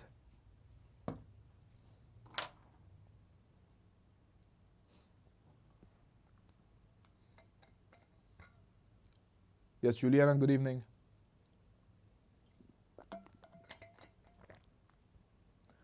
procrastinate বিপৰীত শব্দ কি হ'ব procrastinate কৰা মানে দেৰি কৰা কামটো ঠিক আছে আপুনি আজি কৰিবলগা কামটো কালি কৰিম বুলি থৈলে আপুনি procrastinate কৰিলে ডিলে কৰিলে কামটো তাৰ মানে বিপৰীত শব্দ সুধিছে নে yes antonym সুধিছে so therefore question is asking us the opposite word what will I say procrastinate কাৰণে বিপৰীত শব্দ কি হ'ব যে দৌৰাদৌৰি কৰিছো আমি দেৰি কৰা নাই কামটো আমি অলপ দৌৰাদৌৰি কৰিছো ৰাশ কৰিছো কামটো হৰি কৰা মানে খৰধৰ কৰা procrastinate কৰা মানে লাহে ধীৰে কৰিম নকৰিম কে কৰা কামটো ঠিক আছে So procrastinate কৰা মানে কামটো ডিলে কৰি দিয়া পিছুৱাই দিয়া আৰু কামটো সোনকালে কৰাটো hurry কৰা বুলি কয় so এইকেইটা opposite words হ'ব antonyms হ'ব C is the answer here armed to the teeth armed to the teeth এনেটো arm বুলি ক'লে আমি হাতখন বুজো আমাৰ right but armed বুলি যেতিয়া কওঁ তাৰ মানে আমি বুজাইছো যে অস্ত্ৰ শস্ত্ৰ লৈ এক ধৰণে তৈয়াৰ so armed to the teeth বুলি যদি কওঁ তাৰ মানে কি বুজিছো basically কলোৱে মই অস্ত্ৰ শস্ত্ৰ তাৰ মানে weapons right so armed to the teeth means when you are loaded with weapons all right we say that you are armed to the teeth ठीक है all right clear তাৰ মানে with weapons loaded with weapons বিভিন্ন ধৰণৰ অস্ত্ৰ শস্ত্ৰ লৈ যেতিয়া প্ৰস্তুত হৈ থাকে armed to the teeth বুলি কয় above board এই idiomটোৰ meaning কি above board these are your options above board what will be the correct meaning here बताओ yes A correct above board বুলি যেটা কোৱা হয় তাৰ মানে fair open and honest যোনটো বস্তু fair open honest হয় তাৰ মানে যোনটো বস্তুত কোনো ধৰণৰ লুকঢাক নাই কোনো ধৰণৰ অন্যায় হোৱা নাই তাতে হেতুক আমি কওঁ যে above board তাৰ মানে তাতে কোনো ধৰণৰ লুকঢাক হোৱা নাই কোনো ধৰণৰ corruption হোৱা নাই ঠিক আছে ভ্ৰষ্টাচাৰ নাই কোনো ধৰণৰ fair হৈছে above board হৈছে honest and open হৈছে গুটে dealings বোৰ clear next one কি সুধিছে a close fisted person very simple बताओ क्या होगा आंसर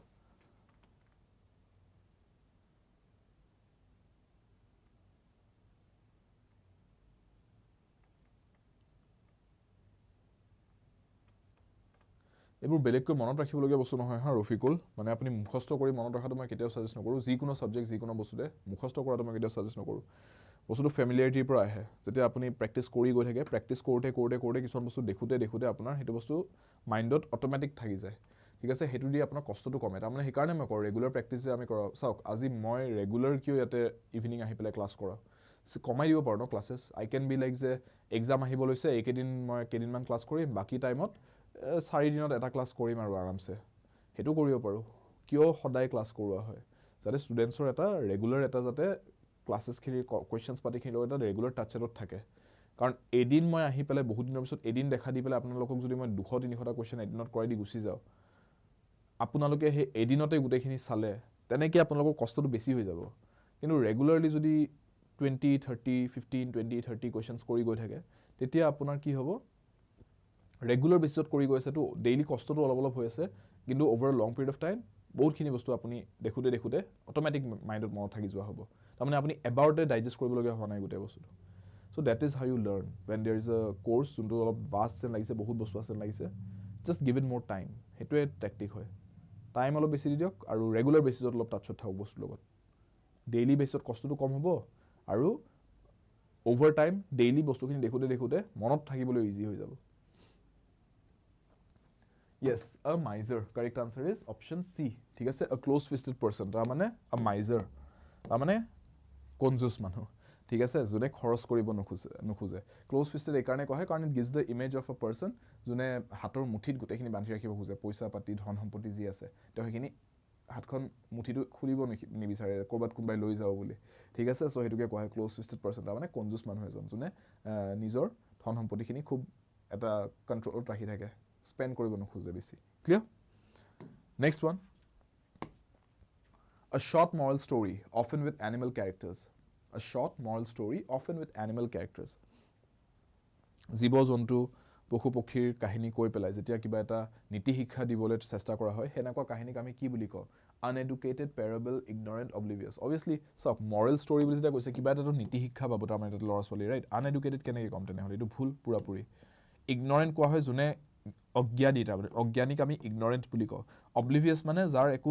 তদ্ভতে নাই তাৰ মানে হি একো আইডিয়া নাই হি গমে নাপায় কি চলি আছে oblivious বুলি কওঁ he or she has no idea তাৰ মানে so answer is option B parable বুলি কোৱা হয় ঠিক আছে এনেকুৱা কাহিনীবোৰক আমি parable বুলি কওঁ ঠিক আছে understood নীতি শিক্ষা দিয়া কাহিনী কিছুমান স্পেসিফিকলি যেতিয়া তাতে কিবা ধৰণৰ জীৱ জন্তু বা পশু পক্ষীৰ কাহিনী বনাই পেলাই হেতু শুনোৱা হয় a person who thinks only about himself and not about others needs অকল নিজৰ কথা ভাবে লোকৰ কথা না ভাবে তেতিয়া আমি কি বুলি কওঁ egocentric egomaniacal egocentric না egotistic egocentric বুলি একো শব্দ নাই হা ইংৰাজী ষ্টুডেন্টস মনত ৰাখিব egotistic, egomaniacal, egocentric words আছে বাৰু egocentric বুলি একো শব্দ নাই a person who thinks only about himself and not about others needs কি কোৱা হ'ব what do we call such a person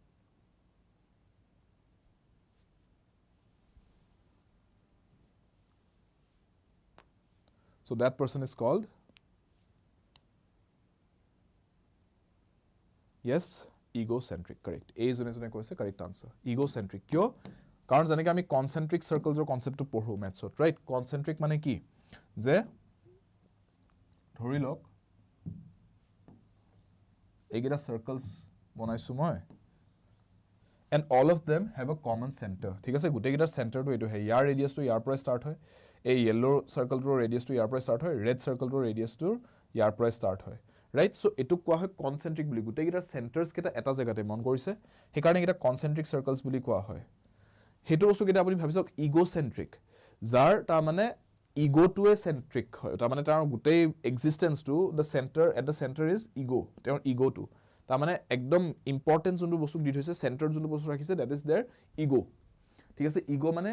এনে চাওক ইগোৰ কনসেপ্টটো ডিসকাস কৰিব গলে ফিলসফিক্যাল কনসেপ্টৰ পৰা বা সাইকোলজিক্যাল পাৰ্সপেক্টিভৰ পৰা এটা বহুত দীঘলীয়া ডিসকাশন হ'ব and ego is not always bad ঠিক আছে আমি কতে সোসাইটাল টার্মছত কতে ইগো বুলি কয় এটো এটা নেগেটিভ বস্তু হিচাপে দেখা দিছে but that is not the meaning ইগোৰ বহুত কামো আছে মানুহৰ এক্সিস্টেন্সত বাট দেন এটো ক্ষেত্ৰত আমি যেটা ইগো বুলি কৈছো ইয়েস এটো অলপ নেগেটিভ সেন্সত কোৱা গৈছে তাৰ মানে ইয়াতে ৰিপ্ৰেজেন্ট কৰা গৈছে মানুহজনৰ নিজক প্ৰটেক্ট কৰা নিজক ডিফেন্ড কৰা নিজৰ ইমেজটো মানুহৰ আগত দাঙি তোলা সেই কথাটো যোনে অকল নিজৰটোহে চিনি পায় ঠিক আছে অকল নিজৰ কথা ভাবে লোকৰ কি প্ৰয়োজন লোকৰ কি অসুবিধা হেতু না ভাবে তেনেকা মানুহ ইগোসেন্ট্ৰিক বুলি কয় তেওঁ অকল নিজৰটোহে জানে তাৰ মানে তেওঁ গোটেই ইম্পৰ্টেন্স খিনি সেন্টাৰত কি আছে তেওঁ নিজে তেওঁৰ নিজৰ ইগোটো হেতু ইগোসেন্ট্ৰিক মানুহ বুলি কোৱা হয় clear I hope that helps you remember